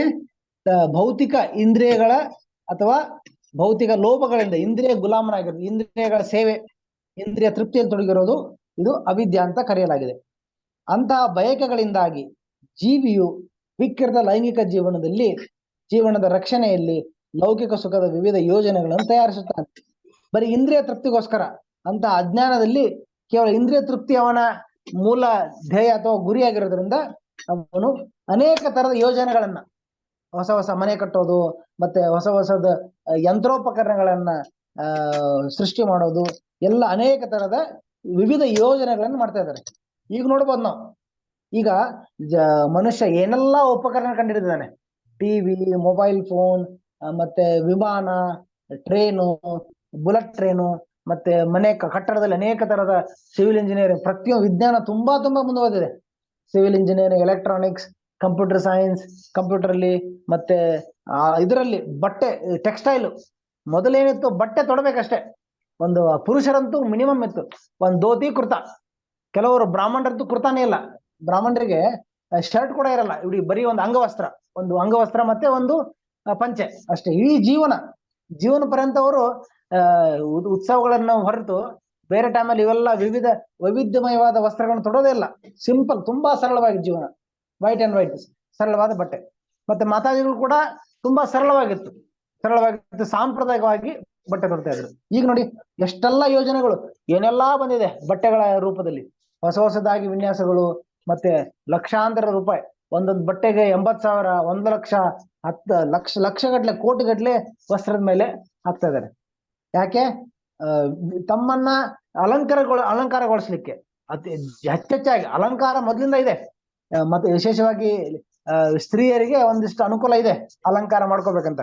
ಆದ್ರೆ ಅದು ಒಂದು ಮರ್ಯಾದೆಯ ಸೀಮಿತೆಯಲ್ಲಿ, ಒಂದು ಗೌರವ ಇತ್ತು, ಅದರಲ್ಲಿ ಒಂದು ಲಜ್ಜೆ ಇತ್ತು, ಒಂದು ಮರ್ಯಾದೆ ಇತ್ತು, ಒಂದು ಸೌಮ್ಯತೆ ಇತ್ತು. ಆದ್ರೆ ಈಗ ಎಲ್ಲಾ ಲಜ್ಜೆಯನ್ನ ಬಿಟ್ಟು ನಿರ್ಲಜ್ಜವಾಗಿ ಹೆಂಗೆಂಗೋ ಬಟ್ಟೆ ತೊಡ್ತಾರೆ, ಮತ್ತೆ ತುಂಬಾ ಅಸಹ್ಯವಾಗಿ ಬಟ್ಟೆ ಅದಕ್ಕೆ ತುಂಬಾ ಹಣ ಕೊಡ್ತಾರೆ, ತುಂಬಾ ಹಣ ಕೊಟ್ಟು ಅಸಹ್ಯವಾಗಿ ಬಟ್ಟೆಗಳನ್ನ ಧರಿಸೋದು ನಾವು ನೋಡ್ತೇವೆ. ಮತ್ತೆ ಅನೇಕ ತರದ ಉಪಕರಣಗಳು. ಯಾವುದಕ್ಕೋಸ್ಕರ? ಈಗ ಮೊಬೈಲ್ ಇದೆ, ಮೊಬೈಲ್ ಅನ್ನ ನೋಡಿ ಬಹುತೇಕ ಜನ ಯಾವ ಕಾರಣಕ್ಕೆ ಬಳಸ್ತಾ ಇದಾರೆ ನೋಡಿ. ಹರೇ ಕೃಷ್ಣ. ಯಾರೋ ಅನ್ಮ್ಯೂಟ್ ಆಗಿದೆ, ದಯವಿಟ್ಟು ಮ್ಯೂಟ್ ಮಾಡಿ, ಬೇರೆ ಡಿಸ್ಟರ್ಬ್ ಆಗುತ್ತೆ. ದಯವಿಟ್ಟು ಮ್ಯೂಟ್ ಮಾಡಿ, ಪದೇ ಹೇಳೋದು ಸರಿ ಇರಲ್ಲ. ಅನ್ಮ್ಯೂಟ್ ಮಾಡಿ, ಸಾರಿ, ಮ್ಯೂಟ್ ಮಾಡ್ಕೊಳ್ಳಿ, ಅನ್ಮ್ಯೂಟ್ ಆಗಿದೆ. ಓಕೆ, ಅಂದ್ರೆ ಡಿಸ್ಟರ್ಬೆನ್ಸ್ ಇರಬಾರ್ದು ಕ್ಲಾಸ್ ಟೈಮ್. ಓಕೆ. ಸೊ ಈಗ ಅನೇಕ ತರದ ಮೊಬೈಲ್ ಫೋನ್ ಯಾವ್ದಕ್ಕೆ ಯೂಸ್ ಮಾಡ್ತಾರೆ ಬಹುತೇಕ ಜನ? ಭೌತಿಕ ವಿಷಯದಲ್ಲೇ, ಬರೀ ಸಿನಿಮಾ ನೋಡೋದಾಗ್ಲಿ, ಮತ್ತೆ ಪರಸ್ಪರ ಯಾವ ಮಾತು? ಬರೀ ಭೌತಿಕ. ಅದಾಯ್ತಾ, ಅಲ್ಲಿ ಬಂದ ಅದ್ರ ಮಾತಲ್ಲಿ ಏನು ಅರ್ಥನೇ ಇರಲ್ಲ, ಅದು ಏನು ಸತ್ವ ಇರಲ್ಲ. ಸುಮ್ನೆ ಭೌತಿಕ ಸ್ತರದಲ್ಲಿ ಗಂಟೆಗಟ್ಲೆ ಮಾತಾಡೋದು, ಅದ್ರ ಬಂಧನದಲ್ಲೇ ಮತ್ತೆ ಹೆಚ್ಚೆಚ್ಚಾಗಿ ಅದ್ರ ಮೋಹದಲ್ಲಿ ಸಿಲುಕಾಕೊಳ್ಳೋದು. ಈ ತರದ ದುರುಪಯೋಗ ಜಾಸ್ತಿ ಆಗ್ತದೆ. ಹೆಚ್ಚಿನ ಜನ ಈ ಉಪಕರಣಗಳನ್ನ ಭೌತಿಕ ಅನುಕೂಲಕ್ಕೆ, ಇಂದ್ರಿಯ ತೃಪ್ತಿಗೋಸ್ಕರನೇ ಬಳಸ್ಕೊತಾ ಇದಾರೆ. ಮತ್ತೆ ದುರುಪಯೋಗ ಮಾಡ್ಕೊಳ್ತಾ ಇದಾರೆ ಯೋಜನೆಗಳನ್ನ, ಅನೇಕ ಯೋಜನೆಗಳನ್ನ. ಹೇಗೆ ಶೀಘ್ರವಾಗಿ ನಾವು ಸಂಚಾರ ಮಾಡ್ಬೋದು, ನಾವು ಹೆಚ್ಚೆಚ್ಚಾಗಿ ಪರಸ್ಪರ ಕಮ್ಯುನಿಕೇಶನ್ ಮಾಡ್ಬೋದು, ಅಥವಾ ಈ ತರ ಅನೇಕ ಯಂತ್ರೋಪಕರಣಗಳನ್ನ ಟೆಕ್ನಾಲಜಿ ಬೆಳೆಸ್ತಾ ಇದ್ದಾನೆ ಮನುಷ್ಯ. ಯಾಕೆ? ಇದು ಇಂದ್ರಿಯ ತೃಪ್ತಿಗೋಸ್ಕರ ಮಾತ್ರ ಅದನ್ನ ಹೆಚ್ಚೆಚ್ಚಾಗಿ ಬಳಸ್ತಾ ಇದ್ದಾರೆ. ಇದರಿಂದಾಗಿ ಅವನು ಜನನ ಮರಣಗಳ ಸರಿಪಳಿಯಲ್ಲಿ ಬಂಧಿತನಾಗುತ್ತಾನೆ. ನಾವು ಎಷ್ಟೇ ತಂತ್ರಜ್ಞಾನ ಹೆಚ್ಚಿಗೆ ಮಾಡಿದ್ರು ಕೂಡ, ಎಷ್ಟೇ ನಾವು ಆರಾಮವಾಗಿ ಐಷಾರಾಮಿ ಜೀವನ ಮಾಡಿದ್ರು ಕೂಡ, ಈ ಉಪಕರಣಗಳ ಮೂಲಕ AC ಹಾಕಿ, ಫ್ಯಾನ್ ಹಾಕೊಳ್ಳಿ, ಮತ್ತೆ ಅನೇಕ ಉಪಕರಣಗಳು ಅದೆಲ್ಲವನ್ನ ನೀವು ಬಳಕೆ ಮಾಡಿದ್ರು ಕೂಡ, ಸುಖಮಯವಾದ ಜೀವನ ಇದ್ರೂ ಕೂಡ ನಾವು ಜನನ ಮರಣಗಳ ಸರಿಪಳಿಯಿಂದ ನಾವು ಮುಕ್ತರಾಗ್ಲಿಕ್ಕೆ ಸಾಧ್ಯವಿಲ್ಲ. ಈ ಜೀವನ ಎಷ್ಟೋ ಐಷಾರಾಮಿ ಇರ್ಬೋದು, ತುಂಬಾ ಸುಖಮಯವಾಗಿರ್ಬೋದು, ಆದ್ರೆ ಆ ವ್ಯಕ್ತಿ ಮಾಡೋ ಪಾಪ ಕಾರ್ಯಗಳ ಮೂಲಕ, ಉದಾಹರಣೆಗೆ ಒಬ್ಬನಿಗೆಲ್ಲ ಅನುಕೂಲ ಇದೆ, ಆದ್ರೆ ಆ ಅನುಕೂಲಗಳನ್ನು ದುರುಪಯೋಗಪಡಿಸ್ಕೊಂಡವರು ಮಾಂಸ ಭಕ್ಷಣೆ ಮಾಡ್ತಾರೆ, ಮತ್ತೆ ಇತರ ಪಾಪ ಕಾರ್ಯಗಳು ಮಾಡಿದ್ರೆ ಅದರಿಂದ ಅದು ಕರ್ಮ ಫಲಗಳ ಪ್ರಕಾರ ಅವನು ಮತ್ತೆ ಈ ಜನ್ಮ ಮೃತ್ಯು ಚಕ್ರದಲ್ಲಿ ಸಿಲುಕಿರ್ತಾನೆ. ಮತ್ತೆ ಇನ್ನೊಂದು ಶರೀರ ಅವನು ಸ್ವೀಕಾರ ಮಾಡೋದು ಖಂಡಿತ. ಪರಮ ಪುರುಷ ನಿರ್ದೇಶನದಂತೆ ವಿವಿಧ ಲೋಕಗಳಲ್ಲಿ ವಿವಿಧ ಶರೀರ ತಾಳಿ ಅಲೆದಾಡುತ್ತಾನೆ. ಅಂದ್ರೆ ಭೌತಿಕ ಜೀವನದಲ್ಲಿ ತೊಡಗಿ ಇಂದ್ರಿಯ ತೃಪ್ತಿಯಲ್ಲೇ ತೊಡಗಿದ್ರೆ ಅವನ ಗತಿ ಏನಾಗುತ್ತೆ? ಅವನ ಜನ್ಮ ಮೃತ್ಯುವ ಚಕ್ರ ಮುಂದುವರಿಯುತ್ತೆ. ಮತ್ತೆ ವಿವಿಧ ಲೋಕಗಳಲ್ಲಿ ವಿವಿಧ ಶರೀರಗಳನ್ನ ತಾಳಿ ಅಲೆದಾಡುತ್ತಾರೆ, ಸಂಚಾರ ಮಾಡ್ತಾ ಇರ್ತಾನೆ. ಈ ಬ್ರಹ್ಮಾಂಡ ಬ್ರಹ್ಮತೆ ಈ ಭ್ರಮಣ ಮಾಡ್ತಾ ಇರ್ತಾನೆ. ವ್ಯಕ್ತಿಯು ಆ ಅಜ್ಞಾನದ ಅಲೆಯನ್ನು ದಾಟುವ ಹೊರತು ಈ ಭೌತಿಕ ಜೀವನದ ತ್ರಿವಿಧ ಕಷ್ಟಗಳಿಂದ ಬಿಡುಗಡೆ ಹೊಂದಲಾರನು. ಅದು ಪ್ರಕೃತಿ ನಿಯಮವಾಗಿದೆ, ಸ್ಪಷ್ಟವಾಗಿ ಹೇಳಿದೆ. ಎಲ್ಲಿವರೆಗೂ ಈ ಅಜ್ಞಾನದಿಂದ ಹೊರಗೆ ಬರಲ್ಲ, ಎಲ್ಲಿವರೆಗೂ ಈ ಇಂದ್ರಿಯ ತೃಪ್ತಿಯನ್ನು ನಿಲ್ಲಿಸಲ್ಲ, ಎಲ್ಲಿವರೆಗೂ ಕೃಷ್ಣ ಭಕ್ತಿ ಆಚರಣೆ ಮಾಡಲ್ಲ, ಅಲ್ಲಿವರೆಗೂ ಅವನು ಈ ಕಷ್ಟಗಳಿಂದ ಅವನಿಗೆ ಮುಕ್ತ ಇಲ್ಲ. ತ್ರಿವಿಧ ಕಷ್ಟಗಳಂದ್ರೆ ಆಧ್ಯಾತ್ಮಿಕ, ಆದಿ ಭೌತಿಕ, ಆದಿ ದೈವಿಕ, 3 ಕಷ್ಟಗಳು. ನಮ್ಮ ಮನಸ್ಸು ಶರೀರದಿಂದ ಬರೋ ಕಷ್ಟಗಳು, ಇತರ ಜೀವಿಗಳಿಂದ ಬರೋ ಕಷ್ಟಗಳು, ಮತ್ತು ಪ್ರಕೃತಿಯ ವಿಕೋಪಗಳಿಂದ ಬರೋ ಕಷ್ಟಗಳು. ಇದನ್ನ ಯಾರು ತಪ್ಪಿಸ್ಲಿಕ್ಕೆ ಸಾಧ್ಯವಿಲ್ಲ. ಮತ್ತು ನಮ್ಮ ಜನ್ಮಾಂತರದ ಈ ಪ್ರಯಾಣ ಏನಿದೆ ಭೌತಿಕ ಜಗತ್ತಲ್ಲಿ, ಅದನ್ನು ಕೂಡ ನಾವು ತಪ್ಪಿಸ್ಲಿಕ್ಕೆ ಸಾಧ್ಯ ಇಲ್ಲ. ಒಮ್ಮೊಮ್ಮೆ ಮನುಷ್ಯರಾಗ್ತಾರೆ, ಒಮ್ಮೊಮ್ಮೆ ಕ್ರಿಮಿ ಆಗ್ತಾರೆ, ಒಮ್ಮೊಮ್ಮೆ ವೃಕ್ಷ ಆಗ್ತಾರೆ, ಒಮ್ಮೊಮ್ಮೆ ಪ್ರಾಣಿ ಆಗ್ತಾರೆ. ಈ ತರದ ಶರೀರದ ಬದಲಾಂತರ, ದೇಹಾಂತರ ಮಾಡ್ತಾನೆ ಇರ್ತಾರೆ. ಜೀವಿಗಳ ಯಾತನೆಯ ಬಗ್ಗೆ ಅವರು ನಿರೀಕ್ಷಿಸುವುದಕ್ಕಿಂತ ಹೆಚ್ಚಿನ ಕರುಣೆ ಭಗವಂತನಿಗಿರುವುದರಿಂದ, ಈಗ ನಮಗೆ ನಮ್ಮ ಬಗ್ಗೆ ಆಲೋಚನೆ ಮಾಡಿ ನಾವು ಏನಾಗ್ತೇವಂತ ನಮ್ಮ ಭವಿಷ್ಯದ ಬಗ್ಗೆ ಚಿಂತನೆ ಇಲ್ಲದೆ ಇರ್ಬೋದು, ಆದರೆ ಭಗವಂತನಿಗೆ ಕಾರಣ ಇದೆ. ಉದಾಹರಣೆಗೆ ಮಕ್ಕಳಿದ್ದಾರೆ, ಮಕ್ಕಳಿಗೆ ತಮ್ಮ ಭವಿಷ್ಯದ ಬಗ್ಗೆ ಕಾಳಜಿ ಇರಲ್ಲ, ಲಕ್ಷ್ಯ ಇರಲ್ಲ. ಸುಮ್ಮನೆ ಅವರು ಬರೀ ಆಟ, ಬರೀ ತಾತ್ಕಾಲಿಕ ಸುಖವನ್ನ ಬಯಸ್ತಾರೆ ಮಕ್ಕಳು ಯಾವಾಗ್ಲೂ. ಆದ್ರೆ ಪಾಲಕರಿಗೆ ಆ ದೂರದೃಷ್ಟಿ ಇರುತ್ತೆ. ಒಂದು ಮಗು ಏನಾಗ್ಬೇಕು, ಭವಿಷ್ಯದಲ್ಲಿ ಏನಾಗ್ಬೇಕು, ಅವನ ಒಳಿತಿಗೆ ಏನ್ ಬೇಕು ಅನ್ನೋದನ್ನ ಆ ಬಗ್ಗೆ ಸ್ಪಷ್ಟತೆ ಮತ್ತೆ ಕಾಳಜಿ ಇರುತ್ತೆ. ಮಕ್ಕಳು ಬೇಜವಾಬ್ದಾರಿ ಇದ್ರೂ ಕೂಡ ತಂದೆ ತಾಯಿಗೆ ತಮ್ಮ ಮಕ್ಕಳ ಬಗ್ಗೆ ಕಾಳಜಿ ಇರುತ್ತೆ. ಅದರ ಅನುಸಾರವಾಗಿ ಅವರು ತಮ್ಮ ಮಕ್ಕಳ ಆರೈಕೆ ಮತ್ತೆ ಅವರಿಗೆ ಮಾರ್ಗದರ್ಶನ ಮಾಡ್ತಾ ಇರ್ತಾರೆ. ಹಾಗೆ ಜೀವಿಗಳಿಗೆ, ನಮಗೆ ನಮ್ಮ ಉದ್ಧಾರಕ್ಕೋಸ್ಕರ ನಮ್ಗೆ ಯಾವ್ದು ಒಳಿತು ಅನ್ನೋ ನಮಗೆ ಅಜ್ಞಾನ, ನಮಗೆ ತಿಳಿದಿಲ್ಲ. ಮತ್ತೆ ಆ ಕಾರಣವಾಗಿ ನಾವು ತಪ್ಪು ಮಾಡೋ ಸಾಧ್ಯತೆ ಇದೆ. ಆದ್ರೆ ನಮಗಿಂತ ಹೆಚ್ಚಿನ ಕರುಣೆ ನಮ್ಮ ಬಗ್ಗೆ, ನಮ್ಮ ಭವಿಷ್ಯದ ಬಗ್ಗೆ, ನಮ್ಮ ವಿಮೋಚನೆ ಬಗ್ಗೆ, ನಮ್ಮ ನಮ್ಮ ಶ್ರೇಯಸ್ಕೋಸ್ಕರ, ನಮ್ಮ ಒಳಿತಿಗಾಗಿ ಭಗವಂತ ಯಾವಾಗಲೂ ಕರುಣಾಮಯನಾಗಿರ್ತಾನೆ. ಮತ್ತೆ ಸದಾ ನಮ್ಮ ಒಳಿತಿಗಾಗಿ ಕೃಷ್ಣ ತನ್ನ ಕರುಣೆಯನ್ನು ನಮ್ಮ ಮೇಲೆ ಬೀರಿ ನಮಗೆ ನಮ್ಮ ಉದ್ಧಾರಕ್ಕೋಸ್ಕರ ಅನೇಕ ಪ್ರಯತ್ನ ಮಾಡ್ತಾ ಇರ್ತಾನೆ. ತನ್ನ ನಿಷ್ಕಾರ ದಯೆಯಿಂದಾಗಿ ಅವನು ಜೀವಿಗಳ ಮುಂದೆ ಪ್ರತ್ಯಕ್ಷನಾಗುತ್ತಾನೆ. ಅಂದ್ರೆ ಅವನ ದಯೆಯಿಂದ ನಮ್ಮನ್ನು ಉದ್ಧರಿಸಲಿಕ್ಕೆ ಭಗವಂತ ಪ್ರತ್ಯಕ್ಷನಾಗುತ್ತಾನೆ. ಅಂದ್ರೆ ಇಲ್ಲಿ ಅವತರಿಸ್ತಾನೆ ಕಾಲಕ್ಕೆ. ಅವರಿಗೆ ಶ್ರವಣ ಕೀರ್ತನ ಸ್ಮರಣ ಸೇವನ ಅರ್ಚನ ಪ್ರಾರ್ಥನೆ ಪ್ರಾರ್ಥನೆ ಮತ್ತು ಶರಣ ಅಂದ್ರೆ ಇದು ನವವಿಧ ಭಕ್ತಿ ಇವನ್ನೊಳಗೊಂಡ ಭಕ್ತಿ ಸೇವೆ ವಿಧೇಯಕಗಳನ್ನು ಅಂದ್ರೆ ಆಚರಣೆಗಳನ್ನ ಪುನಃ ಸ್ಥಾಪಿಸುತ್ತಾನೆ. ಭಗವಂತ ಕಾಲಕ್ಕೆ ಬಂದು ಈ ಭಕ್ತಿ ಸೇವೆಯನ್ನ ಸ್ಥಾಪಿಸ್ತಾನೆ. ಯಾವ ಮೂಲಕ? ಖುದ್ದಾಗಿ ಉಪದೇಶ ಮಾಡುವ ಮೂಲಕ. ಮತ್ತೆ ಭಗವಂತನ ಅನೇಕ ಅವತಾರಗಳು, ವಿಶೇಷವಾಗಿ ಕಪಿಲ ಮುನಿಗಳು, ಕೃಷ್ಣ ಸ್ವಯಂ ಶ್ರೀರಾಮಚಂದ್ರ ಬಂದಾಗ ಪುನಃ ಧರ್ಮದ ಸ್ಥಾಪನೆಗಳನ್ನ ತಮ್ಮ ಸ್ವಂತ ಉದಾಹರಣೆ ಮೂಲಕ ರಾಮಚಂದ್ರ ಬಂದಾಗ ತಾವು ಖುದ್ದಾಗಿ ಧರ್ಮಾಚರಣೆ ಮಾಡಿದ್ರು. ಹೇಗೆ ಒಬ್ಬ ವ್ಯಕ್ತಿ ತನ್ನ ಕರ್ತವ್ಯಗಳನ್ನ ಪಾಲಿಸಬೇಕು, ಹೇಗೆ ಒಬ್ಬ ವ್ಯಕ್ತಿ ವಿಷ್ಣು ಆರಾಧನೆಯಲ್ಲಿ ಸ್ಥಿರವಾಗಿರ್ಬೇಕು ಅನ್ನೋದನ್ನ ನಮಗೆ ಹೇಳಿಕೊಡ್ತಾರೆ. ಕಪಿಲ ಮುನಿಗಳು ಸ್ವಯಂ ಆಗಿ ಅವರ ಬೋಧನೆಗಳ ಮೂಲಕ ಅವರು ಈ ಭಕ್ತಿ ಸೇವೆಯನ್ನ ಪುನಃ ಸ್ಥಾಪಿಸಿದರು.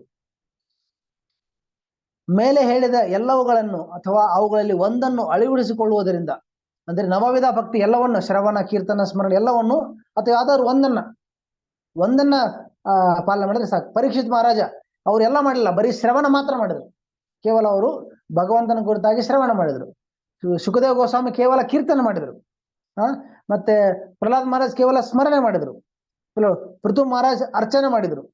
ಹೀಗೆ ವಿವಿಧ ಭಕ್ತರು ಮತ್ತೆ ಹನುಮಂತ ಕೇವಲ ದಾಸ್ಯ ಸರ್ವಿಸ್ ಮಾಡಿದ್ರು. ಅಂಬರೀಷ್ ಮಹಾರಾಜ ಅವರು ಕೂಡ ಭಕ್ತಿ ಸೇವೆ ಮಾಡಿದ್ರು. ಮತ್ತೆ ಈ ತರ ಅನೇಕ, ಬಲಿ ಮಹಾರಾಜ ಕೇವಲ ಶರಣಾಗತಿ, ಸಂಪೂರ್ಣವಾಗಿ ಎಲ್ಲವನ್ನ, ಸರ್ವಸ್ವವನ್ನ ಭಗವಂತನಿಗೆ ಶರಣ ಮಾಡಿದ್ರು. ಈ ತರ ಎಲ್ಲವನ್ನ ಅಥವಾ ಒಂದರಲ್ಲಿ ಎರಡರನ್ನ, ಎರಡು ಮೂರನ್ನ ಅಥವಾ ಯಾವ್ದಾದ್ರು ಒಂದನ್ನಾದ್ರೂ ನಾವು ಶ್ರದ್ಧೆಯಿಂದ ಮಾಡ್ಬೋದು. ಅದ್ರಲ್ಲಿ ವಿಶೇಷವಾಗಿ ನಮಗೆ ಇಸ್ಕಾನ್ ಸಂಸ್ಥೆಯಲ್ಲಿ ಶ್ರೀಲ ಪ್ರಭುಪಾದರು ಈ ಶ್ರವಣ ಕೀರ್ತನ ಬಗ್ಗೆ ತುಂಬಾ ಹೇಳಿದ್ದಾರೆ. ಶ್ರವಣ ಕೀರ್ತನ ನಾವು ಎರಡು ಮುಖ್ಯವಾಗಿ ಮಾಡ್ಬೇಕು. ಮೊದಲು ಭಕ್ತರಿಂದ ಕೇಳಬೇಕು, ಮತ್ತೆ ಹರಿಕೃಷ್ಣ ಮಹಾಮಂತ್ರವನ್ನ ಕೀರ್ತನೆ ಮಾಡ್ಬೇಕು ಮತ್ತು ಶ್ರವಣ ಮಾಡ್ಬೇಕು. ಶ್ರವಣ ಕೀರ್ತನ ಕಲಿಯುಗದಲ್ಲಿ ತುಂಬಾ ತುಂಬಾ ಮುಖ್ಯ. ಅಳವಡಿಸಿಕೊಳ್ಳುವುದರಿಂದ ಬದ್ಧ ಜೀವಿಯು ಅಜ್ಞಾನದ ಬಲೆಯಿಂದ ಹೊರಬರಲು ಸಹಾಯಕವಾಗುತ್ತದೆ. ನಾವೆಲ್ಲ ಅಜ್ಞಾನದ ಬಲೆಯಲ್ಲಿ ಸಿಲುಕೊಂಡಿದ್ದೇವೆ. ಈಗ ಈ ಅಜ್ಞಾನದ ಬಲೆಯಿಂದ ಹೊರಗೆ ಬರೋದು ಹೆಂಗಂದ್ರೆ ಈ ನವವಿಧ ಭಕ್ತಿ ಅಥವಾ ಕೃಷ್ಣ ಭಕ್ತಿಯ ಆಚರಣೆಯ ಮೂಲಕ. ಬಹಿರಂಗ ಶಕ್ತಿಯ ಭ್ರಮೆಗೆ ಒಳಗಾದ ಮತ್ತು ಅದರಿಂದ ಯಾತನೆಗೆ ಒಳಗಾದ ಜೀವಿಗಳು ಇವುಗಳಿಂದ ಬಿಡುಗಡೆ ಹೊಂದುತ್ತಾರೆ. ನೋಡಿ, ಈ ಭಾವಾರ್ಥದಲ್ಲಿ ನಮ್ಮ ಎಲ್ಲಾ ಸಮಸ್ಯೆಗಳನ್ನ ಪ್ರಭುಪಾದರು ನಮಗೆ ಇಲ್ಲಿ ಉಲ್ಲೇಖ ಮಾಡಿದ್ದಾರೆ. ಈ ಒಂದು ಭಾವಾರ್ಥವನ್ನ ಚೆನ್ನಾಗಿ ಅರ್ಥ ಮಾಡ್ಕೊಂಡ್ಬಿಟ್ರೆ ನಮ್ಮ ಜೀವನ ಸಾರ್ಥಕ ಆಗುತ್ತೆ. ಸೊ ದಯವಿಟ್ಟು ಇವತ್ತು ಪದೇ ಒಂದು 2-3 ಸರ್ತಿ ಈ ಭಾವಾರ್ಥನ ಚೆನ್ನಾಗಿ ಅಧ್ಯಯನ ಮಾಡಿ. ಅನ್ನುವಾದ ನಮಗೆ ಸೂಕ್ತ, ನಮ್ಮ ಉದ್ಧಾರಕ್ಕೆ ಇದು ಉದ್ದೇಶಿತ. ನಾವು ಯಾವ ಸಮಸ್ಯೆಗೆ ಇಲ್ಲಿ ಸಿಲುಕೊಂಡಿದ್ದೇವೆ, ಮತ್ತೆ ಹೇಗೆ ನಾವು ಈ ಭೌತಿಕ ಜಗತ್ತಲ್ಲಿ ಜನ್ಮಾಂತರದಲ್ಲಿ ಈ ಜನ್ಮ ಚಕ್ರದಲ್ಲಿ ಸಿಲುಕೊಂಡಿದ್ದೇವೆ, ಯಾವ ಕಾರಣಕ್ಕೆ, ಮತ್ತೆ ಹೊರಗೆ ಬರೋದು ಹೇಗೆ, ಈ ಸಮಸ್ಯೆಯಿಂದ ಹೊರಗೆ ಬರೋದು ಹೇಗೆ, ಅದರ ಪರಿಹಾರನ ಕೊಟ್ಟಿದ್ದಾರೆ. ನಮ್ಮ ಸಮಸ್ಯೆಯನ್ನ ಇಲ್ಲಿ ಹೇಳಿದ್ದಾರೆ, ಅದನ್ನ ಗುರುತಿಸಿದ ಮೇಲೆ ಅದರಿಂದ ಹೊರಗೆ ಬರೋ ಉಪಾಯ ಕೂಡ ಕೊಟ್ಟಿದ್ದಾರೆ. ಯಾವ ಉಪಾಯ ಏನು? ನವವಿಧ ಭಕ್ತಿ ಅಥವಾ ಕೃಷ್ಣ ಪ್ರಜ್ಞೆಯ ಆಚರಣೆ ಮೂಲಕ ನಾವು ನಮ್ಮ ಈ ಭೌತಿಕ ಅಸ್ತಿತ್ವವನ್ನ ಕೊನೆಗೊಳಿಸಿ ಈ ಅಜ್ಞಾನದ ಬಲೆಯಿಂದ ಹೊರಗೆ ಬಂದು ನಾವು ಮುಕ್ತರಾಗ್ಬೋದಂತ. ಬಹಿರಂಗ ಶಕ್ತಿಯ ಭ್ರಮೆಗೆ ಒಳಗಾದ ಮತ್ತು ಅದರಿಂದ ಯಾತನೆಗೆ ಒಳಗಾದ ಜೀವಿಗಳು ಇವುಗಳಿಂದ ಬಿಡುಗಡೆ ಹೊಂದುತ್ತಾರೆ. ನಾವು ಹೇಗೆ ಬಿಡುಗಡೆ ಹೊಂದಬೇಕಂದ್ರೆ ಈ ಭಕ್ತಿ ಸೇವೆ ಮೂಲಕ ಅಂತ ಹೇಳ್ತಾರೆ. ಈ ವಿಶಿಷ್ಟ ಬಗೆಯ ಅನುಗ್ರಹವನ್ನು ಜೀವಿಗಳಿಗೆ ಭಗವಂತನು ಶ್ರೀ ಚೈತನ್ಯ ಮಹಾಪ್ರಭುಗಳ ರೂಪದಲ್ಲಿ ದೊರಕಿಸಿಕೊಟ್ಟಿದ್ದಾನೆ. ನೋಡಿ, ಈ ವಿಶೇಷ ಅನುಗ್ರಹವನ್ನ, ಯಾವ ಅನುಗ್ರಹ? ಬಿಡುಗಡೆಗೆ ಬೇಕಾದ ಮಾರ್ಗವನ್ನ ಅಥವಾ ಭಕ್ತಿ ಮಾರ್ಗವನ್ನ ನಮಗೆ ಶ್ರೀ ಚೈತನ್ಯ ಮಹಾಪ್ರಭುಗಳು ನಮಗೆ ನೀಡಿದ್ದಾರೆ. ಅದಕ್ಕೆ ಶ್ರೀ ಚೈತನ್ಯ ಮಹಾಪ್ರಭುಗಳಿಗೆ ಕರುಣಾವತಾರ ಅಂತ ಹೇಳ್ತಾರೆ. ಅದಕ್ಕೆ ನಮ್ಮಂತ ಕಲಿಯುಗದ ಬದ್ಧಾತ್ಮರಿಗೆ, ನಮಗೆ ಕೃಷ್ಣ ಭಕ್ತಿ ಆಚರಣೆ ಮಾಡ್ಲಿಕ್ಕೆ ಆಸಕ್ತಿ ಇಲ್ಲ, ಮತ್ತೆ ಧರ್ಮಾಚರಣೆ ತುಂಬಾ ಕಡಿಮೆ, ಪತಿತರು ಮತ್ತೆ ಮಂದ ಬುದ್ಧಿಗಳು, ಇಂತಹ ಬದ್ಧ ತುಂಬಾ ಏನು ದಯನೀಯವಾದ ಪರಿಸ್ಥಿತಿಯಲ್ಲಿ, ಪತಿತ ಅವಸ್ಥೆಯಲ್ಲಿ ಇವರು ನಮ್ಮಂತವರ ಉದ್ಧಾರವನ್ನ ಸರಳ ಮಾರ್ಗದಲ್ಲಿ ಕೇವಲ ಹರೇ ಕೃಷ್ಣ ಮಂತ್ರದ ಜಪದ ಮೂಲಕ, ಭಕ್ತರ ಸಂಘದ ಮೂಲಕ, ಸರಳವಾದ ಕೃಷ್ಣ ಪ್ರಜ್ಞೆಯನ್ನು ಆಚರಿಸುವ ಮೂಲಕ ನಮ್ಮ ಉದ್ಧಾರಕ್ಕೋಸ್ಕರ ಶ್ರೀ ಚೈತನ್ಯ ಮಹಾಪ್ರಭು ಅವತರಿಸ್ತಾರೆ. ಇಲ್ಲದಿದ್ರೆ ಅವರ ಅನುಗ್ರಹ ಇಲ್ಲೇ ಇದ್ರೆ ನಾವು ಪುನಃ ಈ ಭೌತಿಕ ಅಸ್ತಿತ್ವದಲ್ಲಿ ನಾವು ಪುನಃ ಇಲ್ಲಿ ಪುನರ್ಜನ್ಮದ ಮೂಲಕ ನಾವು ಇಲ್ಲೇ ಇರ್ಬೇಕಾಗತ್ತೆ. ಮತ್ತೆ ಒಂದು ಶ್ಲೋಕಲ್ಲಿ ಹೇಳ್ತೇನೆ, ಶ್ರೀ ಚೈತನ್ಯ ಚರಿತಾಮೃತದಲ್ಲಿ ನಾವು ಯಾಕೆ ಬದ್ಧ ಸ್ಥಿತಿಯಲ್ಲಿ ಯಾಕಿದ್ದೇವೆ, ಮತ್ತೆ ಯಾಕೆ ನಾವು ಪದೇ ಇಲ್ಲಿ ಕಷ್ಟಪಡ್ತಿದ್ದೇವೆ, ಮತ್ತೆ ಇದರಿಂದ ವಿಮೋಚನೆ ಹೇಗೆ ಅಂತ ಒಂದು ಸುಂದರವಾಗಿ ಕೊಟ್ಟಿದ್ದಾರೆ. ಇಲ್ಲಿ ಹೇಳ್ದಂಗೆ ಇಂದ್ರಿಯ ತೃಪ್ತಿಯ ಆಸೆಯೇ ನಮ್ಮ ಬದ್ಧ ಅವಸ್ಥೆಗೆ ಕಾರಣ ಅಂತ ಹೇಳ್ತಾರೆ. ಇಂದ್ರಿಯ ತೃಪ್ತಿಯಲ್ಲಿ ಆಸೆ ಇಟ್ಟಿರೋದು, ಅದನ್ನ ಬಯಸೋದು, ಅದೇ ಮುಖ್ಯವಾದ ಕಾರಣ ನಾವು ಇಲ್ಲಿರೋದಕ್ಕೆ. ಅಲ್ಲಿ ಒಂದು ಸುಂದರ ಶ್ಲೋಕ ಇದು ಹೇಳ್ತಾರೆ, ಕಾಮ ಕ್ರೋಧೇರ ದಾಸಹನ ತಾರ್ ಲಾಠಿ ಖಾಯ. ನಾವು ಯಾರ ದಾಸ? ಮೂಲತಃ ನಾವು ಕೃಷ್ಣನ ದಾಸ, ಭಗವದ್ ದಾಸ, ಕೃಷ್ಣನ ದಾಸ. ಆದ್ರೆ ಅದನ್ನ ಬಿಟ್ಟು ನಾವು ಏನು ಯಾರ ದಾಸ ಆಗಿದ್ದೀವಿ ಈಗ? ಕಾಮ ಕ್ರೋಧ ದಾಸ ಆಗಿದೆ. ಕಾಮ ಕ್ರೋಧೇರ ದಾಸಹನ ತಾರ್ ಲಾಠಿಗಾಯ. ಅವ್ರದ್ದು ಕಾಮ ಕ್ರೋಧ ದಾಸ ಸೇವೆ ಮಾಡ್ತಾ ಇದ್ದೇವೆ, ಆದ್ರೆ ನಮ್ಗೆ ಸಿಗ್ತಾ ಇರೋದೇನು? ಬರೀ ಲಾಠಿ, ಏಟು ಪೆಟ್ಟು ಬೀಳ್ತಾ ಇದೆ. ಲಾಠಿ ಕಾಮ ಕ್ರೋಧದ ಪೆಟ್ಟು ಬೀಳ್ತಾ ಇದೆ. ತಾರ್ ಲಾಠಿಗಾಯ ಭ್ರಮಿತೆ ಭ್ರಮಿತೆ ಜದಿ. ಈ ತರ ನಾವು ಕಾಮ ಕ್ರೋಧ ಸೇವೆ ಮಾಡ್ತಾ ಮಾಡ್ತಾ ಜನ್ಮ ಜನ್ಮಾಂತರಗಳಲ್ಲಿ ನಾಯಿಯಾಗಿ, ನರಿಯಾಗಿ, ಮತ್ತೆ ವೃಕ್ಷವಾಗಿ, ಪಕ್ಷಿಯಾಗಿ, ಏನೆಲ್ಲ ಆಗಿ 84 ಲಕ್ಷ ಯೋನಿಗಳಲ್ಲಿ ಸಂಚಾರ ಮಾಡಿ ಮಾಡಿ ನಾವು ಭ್ರಮಣ ಮಾಡ್ತಾ ಇದ್ದೇವೆ. ಭ್ರಮಿತೆ ಭ್ರಮಿತೆ ಜದಿ ಸಾಧು ವೈದ್ಯಪಾಯ. ಅವರು ಭ್ರಮಣ ಮಾಡ್ತಾ ಮಾಡ್ತಾ ಅಕಸ್ಮಾತ್ ಆಗಿ ಅವರ ಸೌಭಾಗ್ಯದಿಂದ, ಅವರ ಅದೃಷ್ಟದಿಂದ ಅವರೊಬ್ಬ ವೈದ್ಯರನ್ನ ಭೇಟಿ ಆದ್ರೆ, ಅಕಸ್ಮಾತ್ ಆಗಿ ವೈದ್ಯರನ್ನ ಭೇಟಿ ಆದ್ರೆ, ಯಾವ ವೈದ್ಯರು? ಸಾಧು ವೈದ್ಯ. ನೋಡಿ, ಒಬ್ಬ ವ್ಯಕ್ತಿ ಒಂದು ಯಾವುದೋ ತೀವ್ರ ಒಂದು ಕಾಯಿಲೆಯಿಂದ ಬಳಲ್ತಾ ಇರುವಾಗ, ತುಂಬಾ ತೀವ್ರವಾದ ಕಾಯಿಲೆ, ಅನೇಕ ಎಲ್ಲೋದ್ರೂ ಸಿಗಲ್ಲ ಅವನಿಗೆ. ಒಳ್ಳೆ ವೈದ್ಯರು ಅಲ್ಲಿ ಹೋಗ್ತಾರೆ, ಅವರೊಂದೇನೋ ಚೆಕ್ ಟೆಸ್ಟ್ ಮಾಡ್ತಾರೆ, ಒಂದು ಮಾತ್ರೆ ಕೊಡ್ತಾರೆ, ಅಲ್ಲಿ ಗುಣ ಆಗಲ್ಲ. ಎಲ್ಲೋದ್ರೂ ತುಂಬಾ ತುಂಬಾ ತುಂಬಾ ಏನೋ ವಿಪರೀತವಾದ ಒಂದು ತುಂಬಾ ಕಷ್ಟಮಯವಾದ ಒಂದು ಅನಾರೋಗ್ಯದಿಂದ ಬಳಲ್ತಾ ಇರೋವನಿಗೆ ಒಬ್ಬ ಒಳ್ಳೆ ವೈದ್ಯ ಸಿಕ್ಕರೆ ಅವ್ನಿಗೆ ಎಷ್ಟು ಪರಿಹಾರ ಆಗುತ್ತೆ. ಒಳ್ಳೆ ಡಾಕ್ಟರ್ ಸಿಕ್ಕರೆ, ಅದನ್ನ ಗುಣಪಡಿಸುವ ಅಥವಾ ಯೋಗ್ಯರಾಗಿರುವ, ಸಮರ್ಥರಾಗಿರೋ ವೈದ್ಯರು ಸಿಕ್ಕರೆ ಅವನ ಎಲ್ಲಾ ಸಮಸ್ಯೆಗಳು ಪರಿಹಾರ ಆಗುತ್ತೆ. ಆ ತರ ನಮ್ಮೆಲ್ಲ ಸಮಸ್ಯೆಗಳ ಪರಿಹಾರ ನಾವು ವೈದ್ಯರಬೇಕು. ನಮ್ಮ ಭೌತಿಕ ಜಗತ್ತಿನ ಅಸ್ತಿತ್ವ ಅಂದ್ರೆ ರೋಗಗ್ರಸ್ತ ಪರಿಸ್ಥಿತಿ, ಡಿಸೀಸ್ಡ್ ಕಂಡೀಷನ್ ಅಂತ ತಿಳ್ಕೋಬೇಕು. ಭೌತಿಕ ಜಗತ್ತಲ್ಲಿರೋರೆಲ್ಲ ರೋಗಿಗಳೇ, ಭಾವರೋಗಿಗಳು. ಆಧ್ಯಾತ್ಮಿಕ ಜೀವನ ಅಂದ್ರೆ ಆರೋಗ್ಯಕರ ಜೀವನ, ಬದ್ಧ ಜೀವನ ಅಂದ್ರೆ ರೋಗಗ್ರಸ್ತ ಜೀವನ. ನಮ್ದು ವರ್ತಮಾನದಲ್ಲಿ ನಾವಿರೋದು ರೋಗಗ್ರಸ್ತ. ಇದು ಭೌತಿಕ ಅಸ್ತಿತ್ವ ಅಂದ್ರೆ ರೋಗಗ್ರಸ್ತ. ಭ್ರಮಿತೆ ಭ್ರಮಿತೆ ಜದಿ ಸಾಧು ವೈದ್ಯಪಾಯ. ಈ ತರ ಭ್ರಮಣ ಮಾಡಿ ಮಾಡಿ ಏನೆಲ್ಲ ಆಗಿ ಅನೇಕ ಜೀವಿಗಳಲ್ಲಿ ನಾಯಿಯಾಗಿ, ನರಿಯಾಗಿ, ವೃಕ್ಷವಾಗಿ ಭ್ರಮಣ ಮಾಡಿ ಮಾಡಿ ಭ್ರಮಿತೆ ಭ್ರಮಿತೆ ಜದಿ ಸಾಧು ವೈದ್ಯಪಾಯ. ಅವನೊಬ್ಬ ಸಾಧು ವೈದ್ಯ. ಯಾರು ವೈದ್ಯ? ಸಾಧು ವೈದ್ಯ, ಗುರುಗಳು. ಸಾಧು ವೈದ್ಯರನ್ನ ಭೇಟಿ ಆದ್ರೆ ಮುಂದೆ ಹೇಳ್ತಾರೆ, ತಾಂಡ್ರ ಉಪದೇಶ ಮಂತ್ರ ಪಿಶಾಚಿ ಪಲಾಯ. ಈ ವೈದ್ಯರು ಏನ್ ಮಾಡ್ತಾರೆ? ವೈದ್ಯರು ಒಂದು ಔಷಧಿ ಕೊಡ್ತಾರೆ. ಯಾವ ಔಷಧಿ? ಹರಿನಾಮ ಸಂಕೀರ್ತನೆ, ಹರಿನಾಮದ ಔಷಧಿ, ಭಾಗವತದ ಅಧ್ಯಯನದ ಔಷಧಿ, ಮತ್ತೆ ಭಕ್ತರ ಸೇವೆಯ, ಭಕ್ತರ ಸಂಘದ ಔಷಧಿ, ಭಕ್ತರ ಸೇವೆ, ಭಗವಂತನ ಸೇವೆ, ಈ ತರ ಈ ಕೃಷ್ಣ ಪ್ರಜ್ಞೆ ಔಷಧಿಯನ್ನು ಕೊಡ್ತಾರೆ. ಆಚರಣೆ ತಾಂಡ್ರ ಉಪದೇಶ ಮಂತ್ರ. ಆ ವೈದ್ಯರು ಅವರು ನೀಡುವ ಉಪದೇಶದಿಂದ ಅಥವಾ ಔಷಧಿಯಿಂದ, ತಾಂಡ್ರ ಉಪದೇಶ ಮಂತ್ರ ಪಿಶಾಚಿ ಪಲಾಯ. ನಮ್ಮ ಹೃದಯದಲ್ಲಿ, ನಮ್ಮ ಮನಸ್ಸಿನಲ್ಲಿ ಇರೋ ಪಿಶಾಚಿ. ಯಾವ ಪಿಶಾಚ? ಈ ಮಾಯಾ ಪಿಶಾಚಿ, ಪಿಶಾಚಿ ಪಲಾಯ. ಈ ಪಿಶಾಚಿ ನಮ್ಮಲ್ಲಿ ಕೂತಿದೆ ಮಾಯಾ ಪಿಶಾಚಿ. ಅದರಿಂದ ನಾವು ಹೊರಗೆ ಬರಬೇಕು.